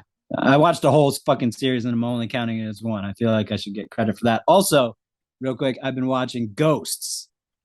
A lot of Ghosts. I've watched like 15 episodes of Ghosts. I don't know if you guys have seen it, but it's kind of like, it's like Parks and Rec sort of like ensemble cast about a couple who inherit an upstate New York mansion, and it's filled with ghosts that have died there over the years, and and she falls. The woman who inherited the place falls down the stairs and hits her head and goes into a coma. When she wakes up, she can see the ghosts, and so then it's just laughter ensues. It's a lot of fun. It's cutesy. It's easy, but yeah, just television in general. 10 Danzigs. Fuck yeah. Sweet. Next, Call Girl of Cthulhu. Yes. I haven't seen it, but I love it. Yeah. It is oh God, what's a great comparison movie? It's kind of like almost like a modern version of like, oh, I don't know, like fucking Brain Damage, or like it just has that vibe to it. Like, sounds like a Full Moon feature. Yeah, it's a lot like a Full Moon feature. It's basically like a really nice virgin guy who hasn't been able to have sex and is watches a lot of like pornography and this and that, and he meets up with a sex worker, and but she has a tattoo on her, and apparently, and she is some sort of key to like opening whatever, you know what I mean? Just like you know what I mean? And there's cults of people walking around the things. It's you'll like, you know what, to be honest with you, I'm not going to tell you to watch it. If you are the type of person who watches things like that, you will watch it. If you are not, you won't be. There's nudity galore. There's fucking tons of gore. There's tons of if you are the fan of those things, which I am. I enjoyed it. I own a Blu-ray of it that I found in a shop in Eureka, California. And you know what? I'm pretty happy that I bought it. It's one of a kind. Call Girl of Cthulhu, and it does have a cameo by one of my favorite comedians, top 5 favorite comedians. Stavros. So Stabby baby. What do you think the chance of getting Stabby on the show is, Jonas? Honestly, not that. I don't think it's that low of a chance, actually. Yeah, Stabby's good people. Also, I want to give you a lot of credit, Ryan, because you really just earnestly tried to describe the plot line of Call Girl of Cthulhu. Like, you really fucking put some effort into that, and he cares about this dude movie. I don't think anybody gave a fuck about any of that as soon as they heard Call Girl of Cthulhu, but fucking you really put the effort in on that, and you know what? Good I was paying attention. Yeah, good on you, man. Yeah, I'm here for the art. It literally sounds I was like on the fence, and then he said there's a lot of boobs, and I was like, all right, I'm in. I'm in. Yeah. It literally sounds like a guy that jerked off to hentai, and then he was just like, oh no, there's a demon here. Like, that's what it sounds like it's gonna be. Everybody's boobs that you want to see in the movie, you do. So so that's should have fucking led with that. But anyways, boobs is that's a fucking blank slate right there. You could definitely, you see boobs in The Shining, and they're not great. Right? No, right? Well, they're great at first, but right, yeah. We don't talk about boobs a lot on the show because we don't. No, it's not. It's not usually our go-to energy. It really isn't. But I'm just saying, like, if we skipped around the boobs with Call Girl of Cthulhu, though, it would be like, all right, you guys are being white knights. Well, right. I mean, right. No, exactly. I mean, I think the thing about Call Girl of Cthulhu is like, I think there's a time and place for like nudity, and clearly that's what the point of this movie was. Like, you know what I mean? Like, it was fun. It was about nudity and gore. I mean, like, I just think that's what it's into, and right. And it succeeded on all those levels. It's doing exactly. Sometimes when I look at art, like, I just want it to be doing exactly what it's meaning to be doing. You know what I mean? And that's like, yeah. And for that, it gets 10 out of 10 Danzigs, because like, if you expected any differently, you get the 2 Danzigs. You know what I mean? Like, you're the bad Danzig getter, not the movie, because the movie, it was just fucking the movie. I would love a reality where you boot up Call Girl of Cthulhu and it's the witch. You're just like, what the fuck was this? Like, right, exactly. I'm so confused. You're like, this is really like, this is deep. Like, I feel like I got this with like some fucking. This is nothing like I thought it was going to be by the cover. My next one is Host. Cool. Less than an hour. It's awesome. It's on Shudder. I've recommended it before. Go watch it. We've talked about it a bunch. It's great. Yep. 30 Days of Night. One of my top favorite movies of all time. I know, it was actually inspired by you. Molly and I were talking about movies, and I was like, "Oh, this is one of Ryan's favorite vampire movies." And she said, "Fuck, let's watch it." She had never seen it, and she fucking loved it too. Mm-hmm. Great movie. So it's so good. It's so. It's just from the opening shot that looks like the comic. Like you're like, whoa, wait, and then like it just it eases into the whole like Alaskan thing so well, and it's so good, and the vampires are great, and wow. So yeah, 10 easy. Yeah, I mean, I just think that like the vampires are just fucking perfect. Like they just like they're fucking like monsters. You know what I mean? And like I just love that vision of vampires. You know what I mean? Like I'll take an elegant vampire any day. It's fine. But like when like as an Eastern European guy, I think my folks were properly represented by like, you know, those people were fucked up. You know what I mean? Like those were some fucked up vampires. When she says, I will tell you, like one of my favorite scenes in all of movie history, like one when they're flying over the top of it, like the drone view of what's going on in the town is fucking amazing cinematography and fucking just beautifully shot. And the other one was when the girl's like, "Oh, please, God," and the guy just looks at her and he like looks up in the sky and he's like, "God? No God." And it's just like it's just so fucking good, and it's just so dark, and their familiar is such a creep, and like I don't know, like I just like Ben Foster. Yeah, just he's like a creepy dude. Yeah, he's awesome. So good. And it's just like, you know what I mean, just to creep up that whole process. Like, don't get me wrong. I mean, you all know how much I love What We Do in the Shadows. I fucking love a funny vampire and stuff like that. But I will tell you, What We Do in the Shadows, they're kind of dirtbags too. They live in a filthy house. 100%. And I fucking love that. I love that show for that, because that's an underlining joke there, that they live in this fucking shithole and they're like, you know what I mean? Like their elegance is like really trashy. But kind of like It's Always Sunny in Transylvania. Yeah, exactly. But they do kind of live in a Transylvania slum. Kind of think about it. But 30 Days a Night, the comics are fucking great. Both the new and the old series is great. I have a 30 Days of Nice X-Files crossover comic book that's kind of fun. Wow.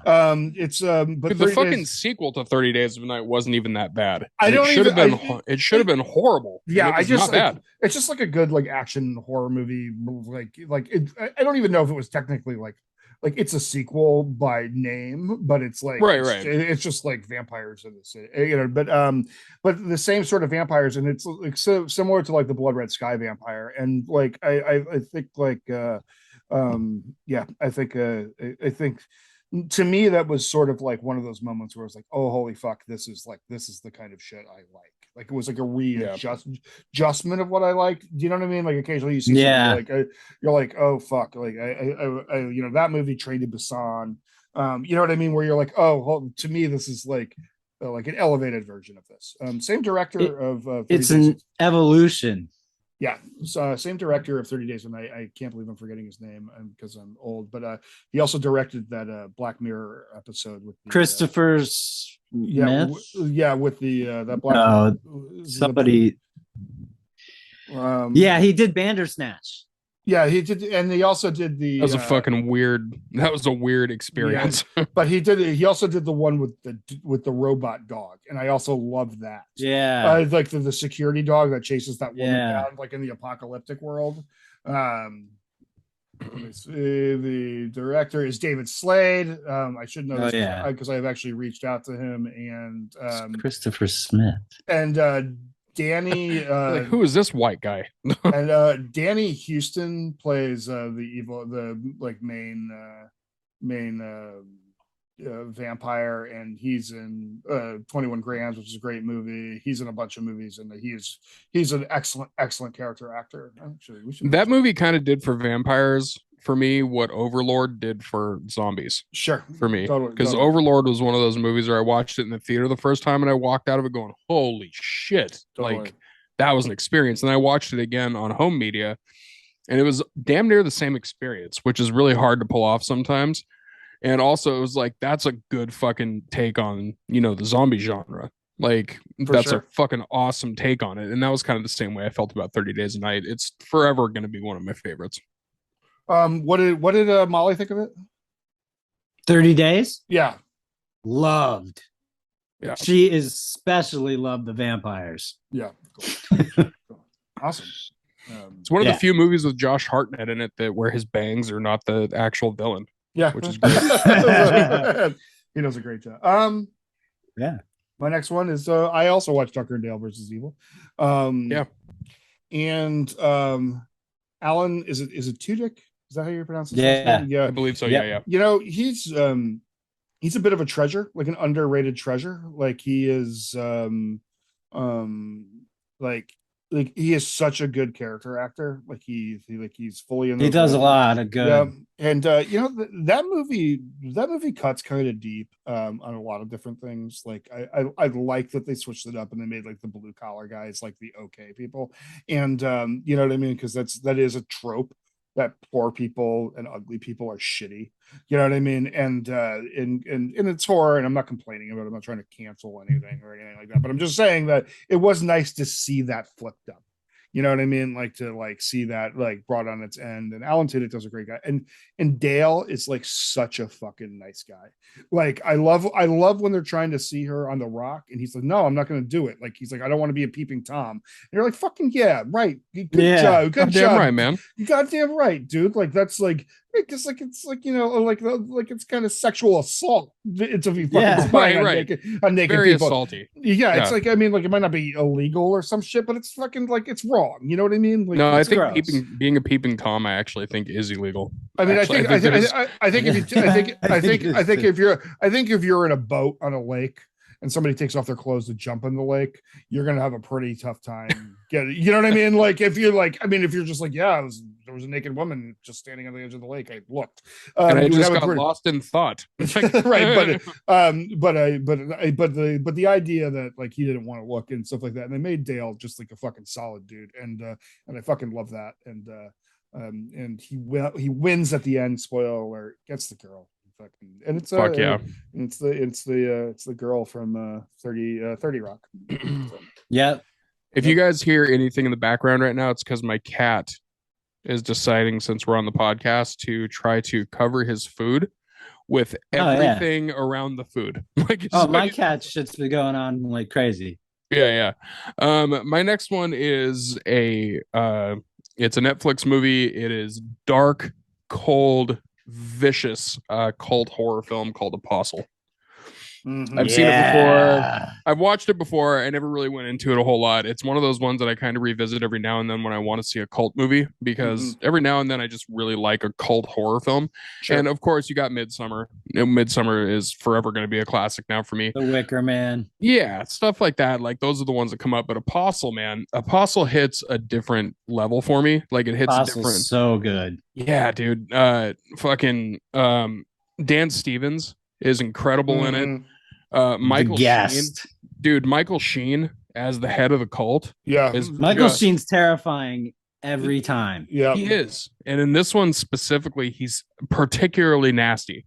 And like, there's a couple of parts in this movie that just the scene alone is very, very hard to watch because it's so effectively done. Right. And we know what part I'm talking about. Yep. Exactly. The drill. That's all I'll say. Yep.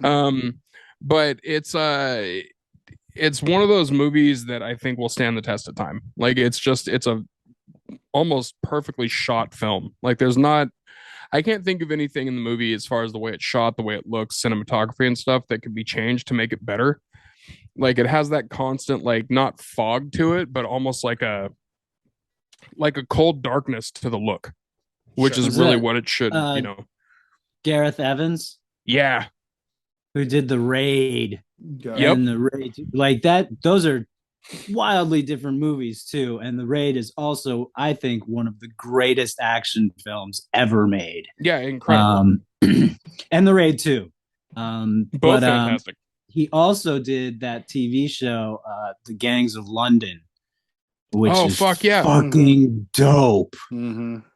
So yeah, that dude fucking rules. And the fact that he did Apostle makes me so goddamn happy because also Dan Stevens is the guest, and it's just a fucking. I love when those fucking things happen when they come together. Yeah, it's just And Apostle was kind of a sleeper. Like it showed up on Netflix one day, and there was not really a whole lot behind it, and then it was just like, oh, this looks kind of interesting, and then fully engrossed the whole time. I've seen it a bunch now, and it's kind of one of those ones that I revisit every Halloween season now. Yeah, I watched it. I watched it a few years ago when I was in Mexico, and it was like a rainy day, just like after like a monsoon. The reason I was like inside watching movies was I was watching it. It was because there had been like a hurricane that had come through, and where I was in southern Mexico, and I went out and we were just in this like white people love to talk about the little towns we've been to, but it's a little town, and everybody's like, I stopped at the cutest little town, only the so quaint, so cute. You're like, guess what? They didn't want you there. Yeah, right. They want you to go back to Cancun. Right. But this is, anyways, I could go on. This is a really cool trip down there. But I just went and walked around, and Mexico is so real. You know what I mean? Like it's just fucking real. I fucking love Mexico. Some fantastic horror comes out of Mexico. Yeah, but like being down there and like after watching that movie and just like that energy that's still in the air from like the hurricane that had come through, and it was wet, and like the dogs running everywhere and everything like that, I was like, I maybe should have chose a different movie, like something without such like an emotional impact. You're like, this feels like it looks outside. Yeah, exactly. Yeah. All right, Graham. Oh, really? Okay. Orphan Kit First Kill. Fuck yeah. I finally got around to that. And so listen, here's what I started. I started watching, and I remember something Jonas had said, that the first 20 minutes is trash, and then it turns and it's awesome. And I was like, 40 minutes in, I was like, boy, if it made a turn, I missed it. But I liked the first part. It was fine. And it was actually like halfway through. I think I probably just misheard or what you said, but I think I probably said like 40 minutes or something like that. Yeah, it was stuck in my head 20 minutes or something. So like, I was like, all right, here we go. And it makes a hard left turn when it makes that turn, though. But then, when it turned, I was like, oh, all right. There it was. Fucking great. I don't know. Those movies are so good. She's so rad. Yeah. Esther Furman. Yeah. Just so. Or what's so her fucking fun. first name? Yeah. But all right. Fuck yeah. 10 Danzigs. Cool. Do you guys want to start going two at a time now? Sure. Yeah, we can go two at a time. Just to like to say boy, that fits real well with my next one. Okay, just for cool. time for time. For time. Yeah. My next two are Deathgasm and Shaun of the Dead. After interviewing Jason Howden on our program, just such a great guy and such a fucking great horror mind, and just like overall one of our favorite people in this whole industry. I went back and rewatched Deathgasm, and it's such a great movie, and it's so wholesome, and it's so like, with as gory and as insane as it is like seriously like kind of a feel good movie. The only thing that kind of bums me out is when his friend makes out with his girlfriend. That kind of bummed me out. I get all the like the being murdered by dildos and eyes. None of that bothered me. He had one homie. You know what I mean? He had one homie, and he was betrayed. Yeah. Dude, if I ever got murdered by dildos, I would make it very clear in my last will and testament, that if I ever got murdered by dildos, that specifically has to be put in my obituary. Has to. He was beaten to death by a giant rubber dick. Like that would have to be in there. And Shaun of the Dead. And Shaun of the Dead. I don't even need to talk about it. It's still fucking great. Both movies are fucking fantastic. You can throw, you put Tucker and Dale versus Evil in there. It's just fucking great movies that are. You're just having a blast. Yeah, exactly. That's good times. Those are good times. So fucking a million Danzigs. Those movies are. I'm going to be honest with you. Those movies are as good as they get. So yeah. All right. My next two could not be more opposite, but also very similar in look. Barbarian, which is fucking incredible. Just dropped on HBO Max, I think it is. Yep. fucking watch that immediately because it's awesome, and go into blind as you possibly can. Yep. And then on Shudder, Bloody Hell. So Hell yeah. Bloody Hell So fucking good. rules. So much fun. Yeah, it's fucking intense and comedic, and it's great. So definitely hit that one. Both of those get a fucking million Danzigs. Cool. All right. I saw Return to Nukem High and Return to Nukem High. Nice. Starring Catherine Cochran, who I fucking love. And if you don't know who she is, you know her probably from the first Terrifier movie. Mm-hmm. She's the classic kill, the legendary kill. Mm-hmm. And Zach Amico, friends of the show. Fuck yeah, fucking Zach. rad to see him and his dong all over the place. Yep. In those movies. I have to make a side note for Zach. He is the most comfortable person I have ever seen with such a small dick. And like, yeah, and I say that, dude, I say that lovingly because I've seen this dude do a naked roast before, and like, he put a mouse trap on his dick and balls, and like, once you see his dick, you know why I'm like, kind of like, huh, because he doesn't have a lot there, and like, to put a mouse trap on that's taking a big fucking chance, man. Like, yeah. Yep. I fucking love Zach. Cool. Yeah, we love Zach. And yeah, I'm a Nukem High completist, so I love all Nukem Highs. So yeah, 10 Danzigs, 20s, Fuck yeah. I guess. Yeah. I love that. I love that too. I love the Nukem Highs. Yeah, Trauma is fucking rolls. Cult of Chucky, Curse of Chucky. Hell yeah. Double Chucky. Double Chucky. Fuck, did they pull those off? And boy, I think so. Yeah, I really think that they're fucking great, and I think that they revitalized that series. And I think that like, I just think that like, I don't know. I could go on for a long time, and everybody either like it or you don't. But to me, like, it was just like, they made them simple. They just made simple little horror movies out of both of them. One's in a creepy house, and one's in a fucking mental institution, and both of them are effective. Fiona Dorff is fucking killer. Who is the daughter of the voice of Chucky, or of the guy who so plays, cool. Who's also Worm Tongue. He's also Billy and One Flew Over the Cuckoo's Nest. I mean, so he's had a very long, stellar career. I've been a fan of One Flew Over the Cuckoo's Nest. Is one of my absolute favorite movies of all time. It's just such a fucking I just generally don't even like hippie writers, but Kesey pulls off One Flew Over the Cuckoo's Nest, and it's like, it's just a great story, and a very young Christopher Lloyd in that movie as well. But I like, I just feel like, and Danny DeVito, I feel like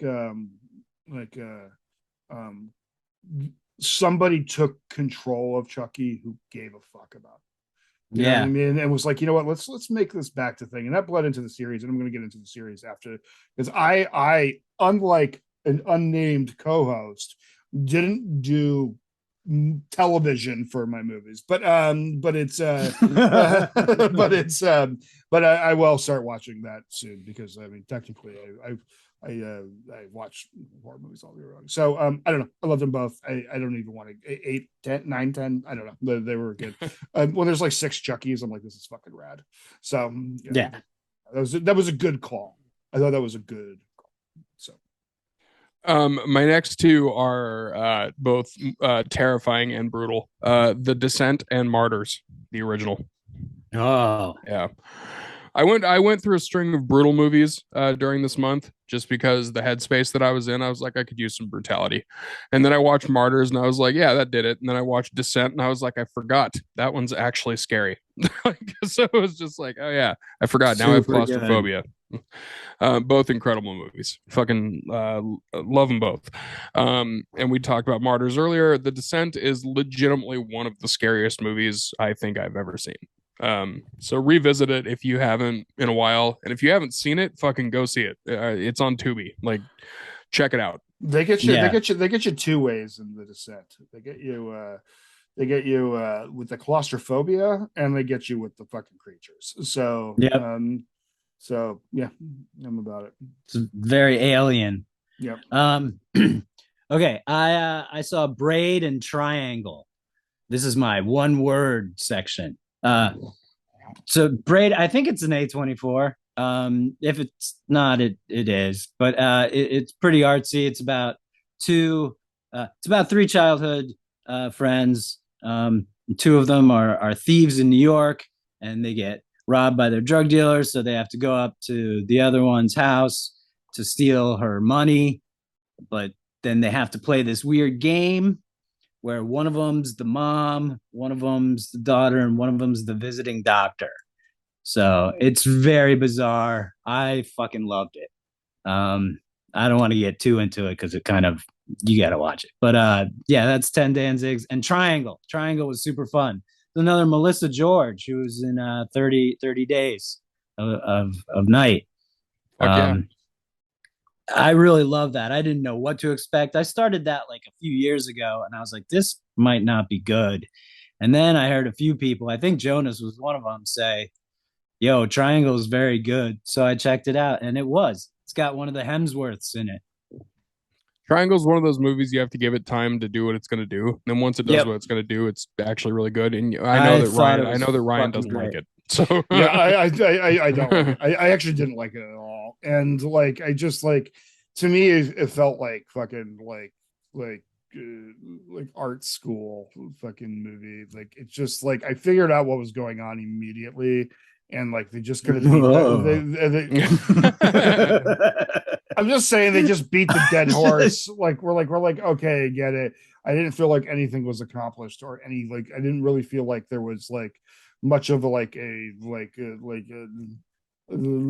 like an Aegon or anything like that from like a writing standpoint. I just thought it was fucking like I don't know, kind of like I think it looked neat and I think the idea was neat. I just think that like it was just a whole lot of nothing. That's just kind of how I felt about it. It was just a whole lot of like I just didn't walk away. So and we'll get into this in my next category, but like when a movie's just like Call Girl Cthulhu, I'm like fucking dope. You know what I mean? Like you're just doing this. But like when you try to be good, that's when things get different. You know what I mean? Like you're gonna eat a Crunchwrap Supreme and be like, "Yeah, this sucks," but like I'm hungry. This is gonna come out the same way it went in. Right. But like it's just like, but like when you try, like so, like my next two movies are 10 Danzigs. Orphan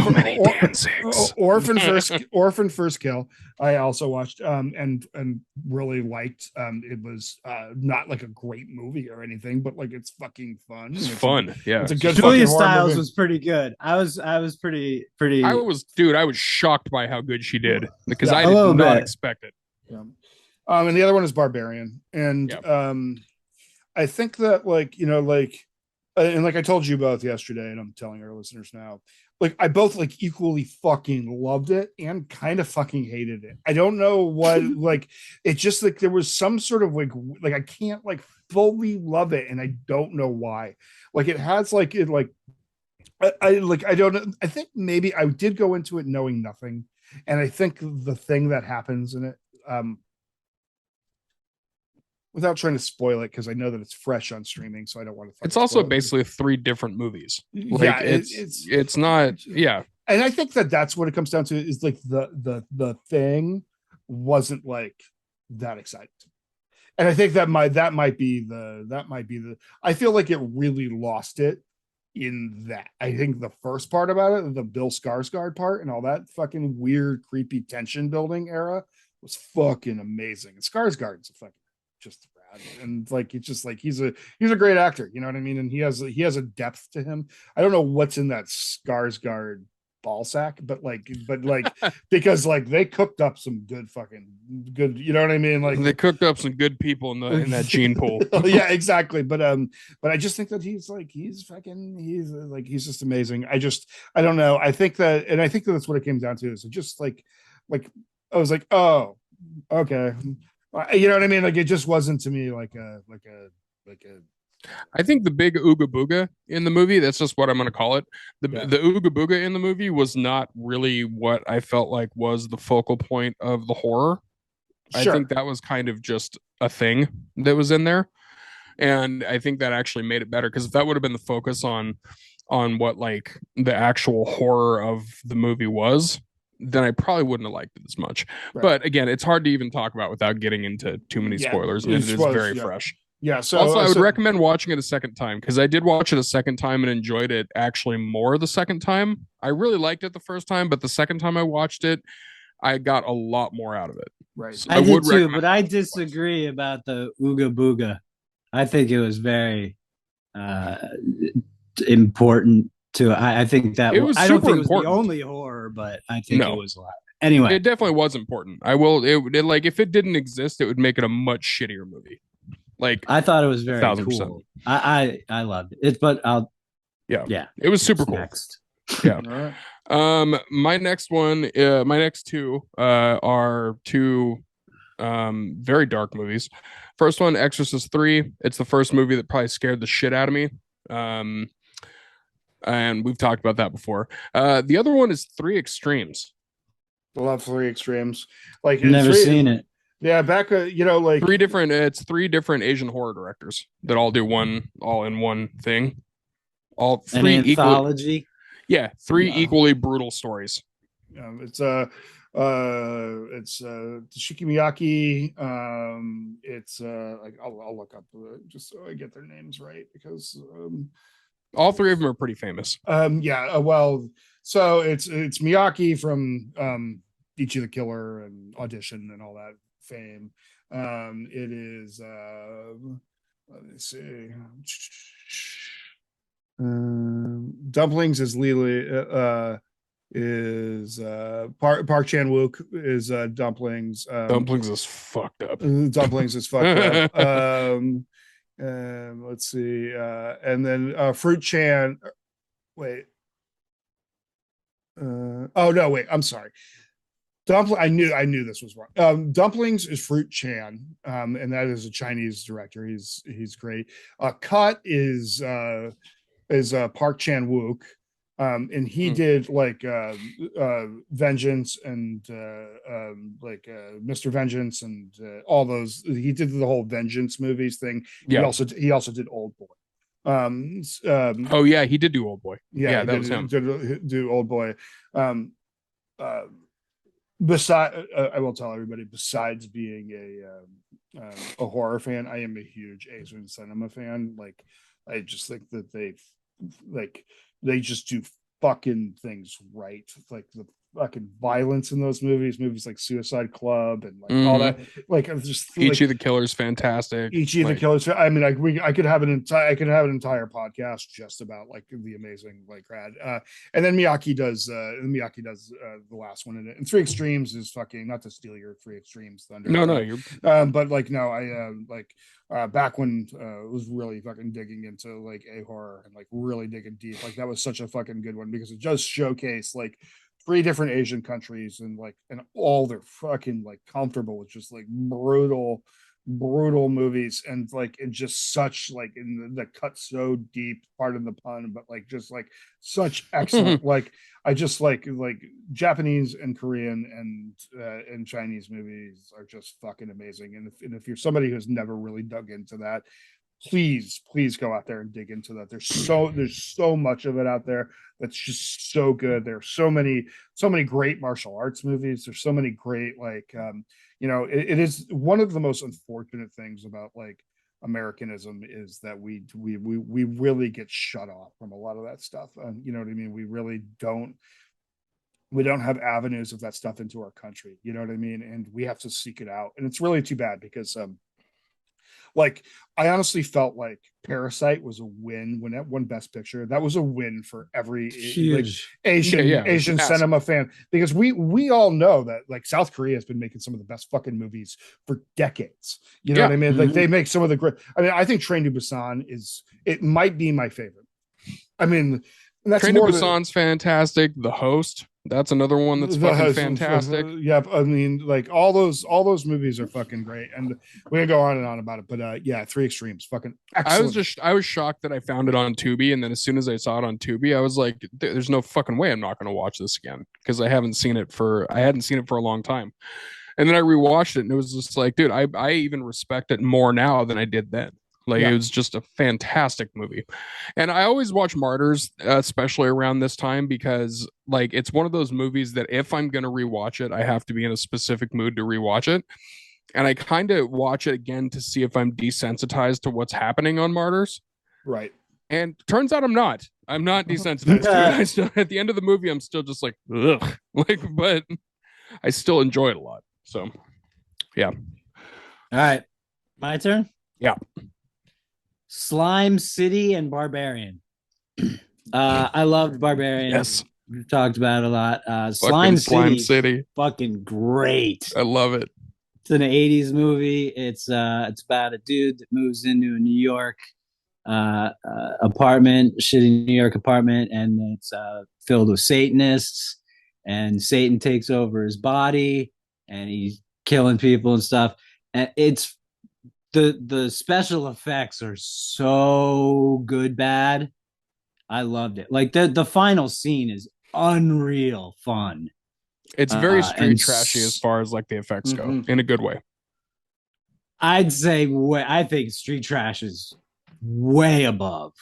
Well, what I mean is, you know, like they're trash effects, like in a good way. Yeah, it was so much fun. And Barbarian was super rad.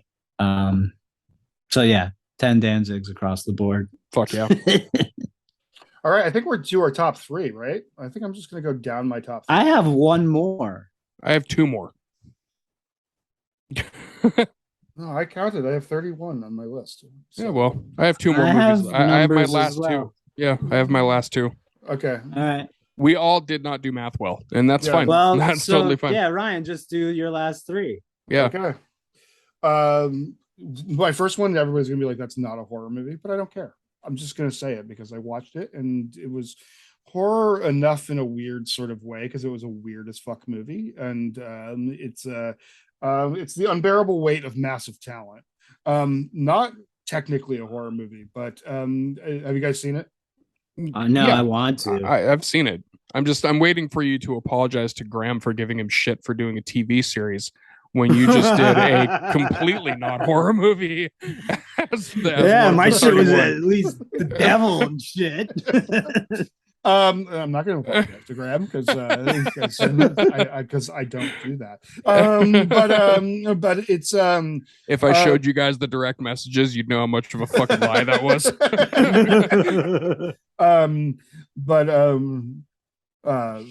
Well, it's a good movie. It's a really good movie. I think our sorries were like, we're sorry. Okay, I think that was it was dude sorries. That's what it was. Sorry, bro. I'm sorry. Like we just get back to this. Dude apologize. Dude apologies are a fist bump and be like, oh, I'm sorry. Like, that's what it is. Yeah. How was it?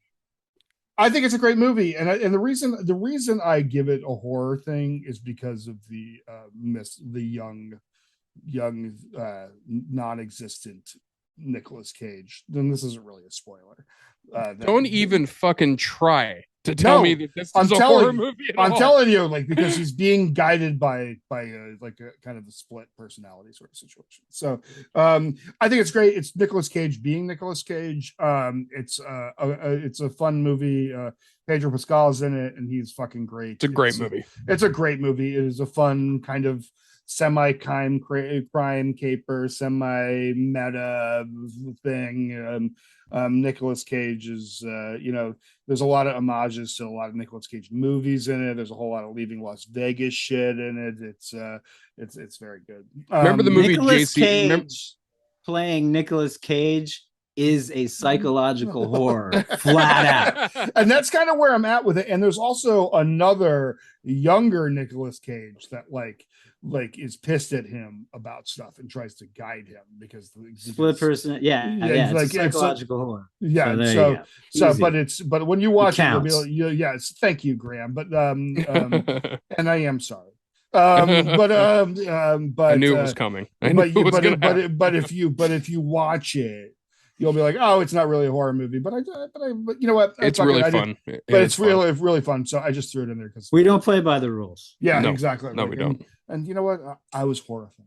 And then the last two to round it all out, and I saved these for the end, was Child's Play 1 and Hellraiser 1.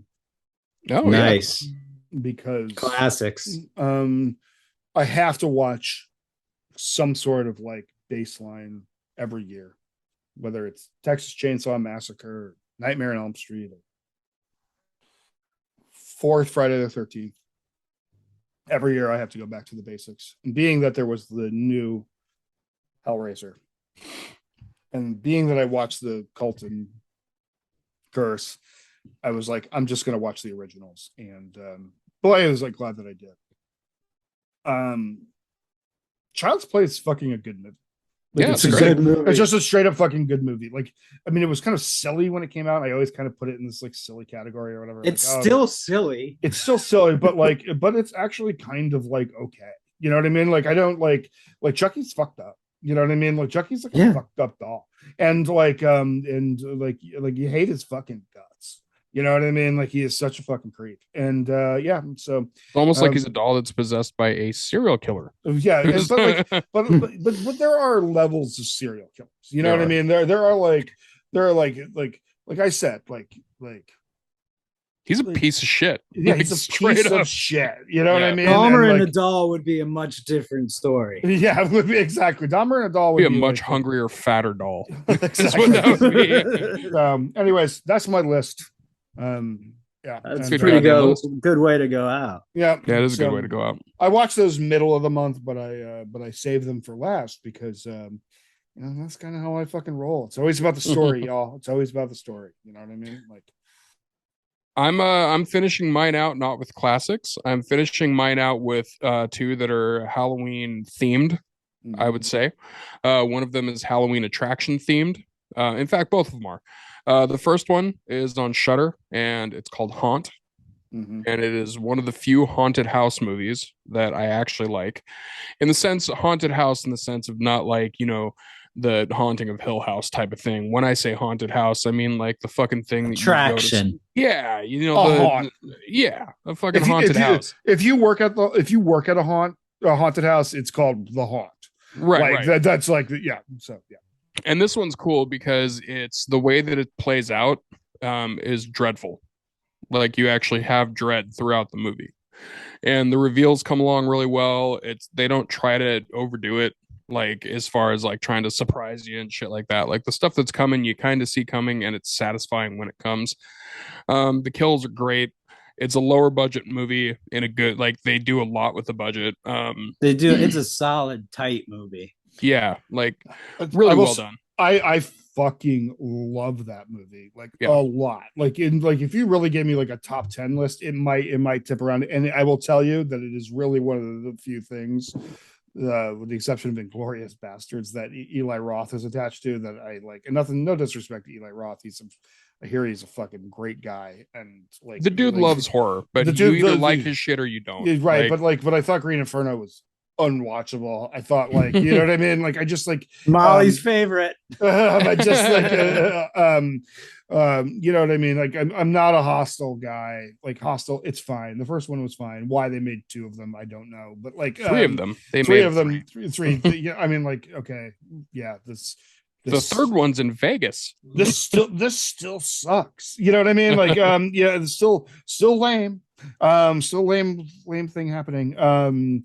But Haunt, they fucking nailed. And yeah, like Haunt is like is such a dreadful thing with this kind of like cotton candy undertone. It's such a fucking great movie. Yeah. It's like one of the things that I thought, I want to mention something on Haunt that is kind of a spoiler, but it's something that is a spoiler that will make you want to watch it more. There's a part in the movie where it sets up this really piece of shit, abusive, like alcoholic wife beater boyfriend to be like the captain, like, you know, the save dude, like he's gonna like save the day and he's gonna pick him up and blah blah blah blah blah. It sets it up to look like that's gonna happen, and it pisses you off because you're like, really? this fucking asshole is going to be the one that saves the day. And then within 10 minutes, he gets such a satisfying kill that you're just like, oh, I love you so much. Like, it's one of those things that just like, and like I said, that's a spoiler alert, but like, even if you see it coming, now when you see that character get introduced as the one that's going to save the day, you're going to be like, oh, fuck yeah. Like, I am waiting for you to get killed. So yeah, that was my first one. And then the last one is a movie called Bloodfest. So Bloodfest is one that is kind of like it's another horror attraction, but it's like an amusement park. Yeah, so it's one that's like a horror amusement park. This one is just fun. Like, it's not a good movie. It's not. I would not call it a good movie. But it's fun for what it is. And also, like, again, it's a lower budget movie. It's very much an indie movie. And the whole concept of the person like using the amusement park to film his own movie type of thing, it's the way they pull that off is cool. The kill scenes in it are way over the top. Like, yeah, I mean, like blood geyser, like you can see the CO2 spraying the blood type of over the top shit, right? Which makes it more fun, because as soon as that happens, you're like, cool, I'm not taking this seriously at all now, and it should not be taken seriously. But one of the reasons that I wanted to bring it up is because it's got one of the dudes from the Spider-Man movies, Peter Parker's best friend. Yeah. Oh yeah. It's one of his early movies, and he does fucking great. Yeah. Like, he's pretty much in the whole movie, and he's awesome. If you go into Bloodfest wanting it to be anything else than what it is, you're a fool. Yeah. But if you go into it hoping for just like dumb fun, like dumb splattery fun, if you are trying to like go, well, wait, does that like wait, so all these people are being controlled by a what, and like, and all that, if you do any of that, if you find yourself going down that road, you've already failed. And the problem is you. So because but if you just are like, you know what, I like horror for horror's sake, and I just want to see some cool horror scenes and shit like that, like, it's fine. Ending's ridiculous. The fucking thing is ridiculous, but it's a great movie. So. And there was another version of this movie that came out that more people saw that I thought was an inferior movie. Exactly. Yeah. Hellfest I still liked, but Hellfest was an inferior version of this movie to me, because Hellfest took itself way too fucking seriously compared to this one. This one knew what it was. And unfortunately with Hellfest, like, the homie, Tony Todd, Candyman, is in it. Like, you know, and he's great. And the movie is not bad, but it's, again, that one takes itself too seriously. Bloodfest is tongue firmly planted in cheek. It's just fun, splattery, stupid Halloween attraction fun. Yep. So, Graham, all right, it's on you, buddy. One more, and this is absolutely one of my favorite movies. And I named my YouTube show after it. And even the party that Jonas and I are throwing this weekend, Murder Party. Fuck yeah. By Jeremy Saunier, with Macon Blair and a bunch of really great people. It's so good. Oh my God, it's New York City. If you know me, you know, like, my genre is like New York horror, like city, like gritty, underground. This is so fucking good. It's about a dude who finds an invitation to a murder party on the street while he's walking home, and he ends up going, and it's a bunch of art students. I think they're actually not even students at that point. They're just like in the scene, but they're trying to get, it's fucking amazing. And God, just watch Murder Party. The dude went on to do Green Room and stuff, which Blue Ruin. Blue Ruin, yeah. But Murder Party, for my money, is my favorite of his. Murder Party's fucking awesome. It's like, so good, super fun, so funny. Like, it's hilarious and brutal, like and like pretty like scary in some parts. It's awesome. So yeah. Yep. All right. Well, there it is, y'all. Hell yeah. That is the That's 93 fucking movies, y'all. Yeah, that's a fucking grown up fucking list. It's a Guinness World Record. Yeah, this is we have brought it to you. We're about extremeness here on another goddamn horror podcast. You know what I mean? Like the real takeaway from this was Speak No Evil. Greatest movie. Dude, how did I not link in Three Extremes to what we were doing? Right. How did I not link? Right. God damn it, Jonas, your brain. Yeah, I linked Murder Party in a bunch of shit. Son of a bitch. Three Extremes is literally what we've been doing this whole fucking time. God, well, anyways, I gotta like save my voice. I'm on a comedy show in an hour and a half. So we should just bounce. Yep. By the way, weirdly enough, we don't have any recommendations this time. Yeah. My list. 10 dances across the board. Yeah. Like, we just recommended you 93 fucking movies. Okay, how about this? Let's go around. What was your Jonas? What was your favorite that you watched? My favorite that I watched? Yeah. Honestly, my favorite that I watched was Terrifier 2. Straight up. Graham. So for overall Murder Party, new Deadstream. Yeah. Yeah, I'm probably gonna go. Yeah, I'm looking at them all. Either Werewolf at Midnight or Deadstream. Werewolf by Night. Werewolf by Night. I don't know why. It's a weird, clunky name. Yeah, I should know, but either of those were my favorite.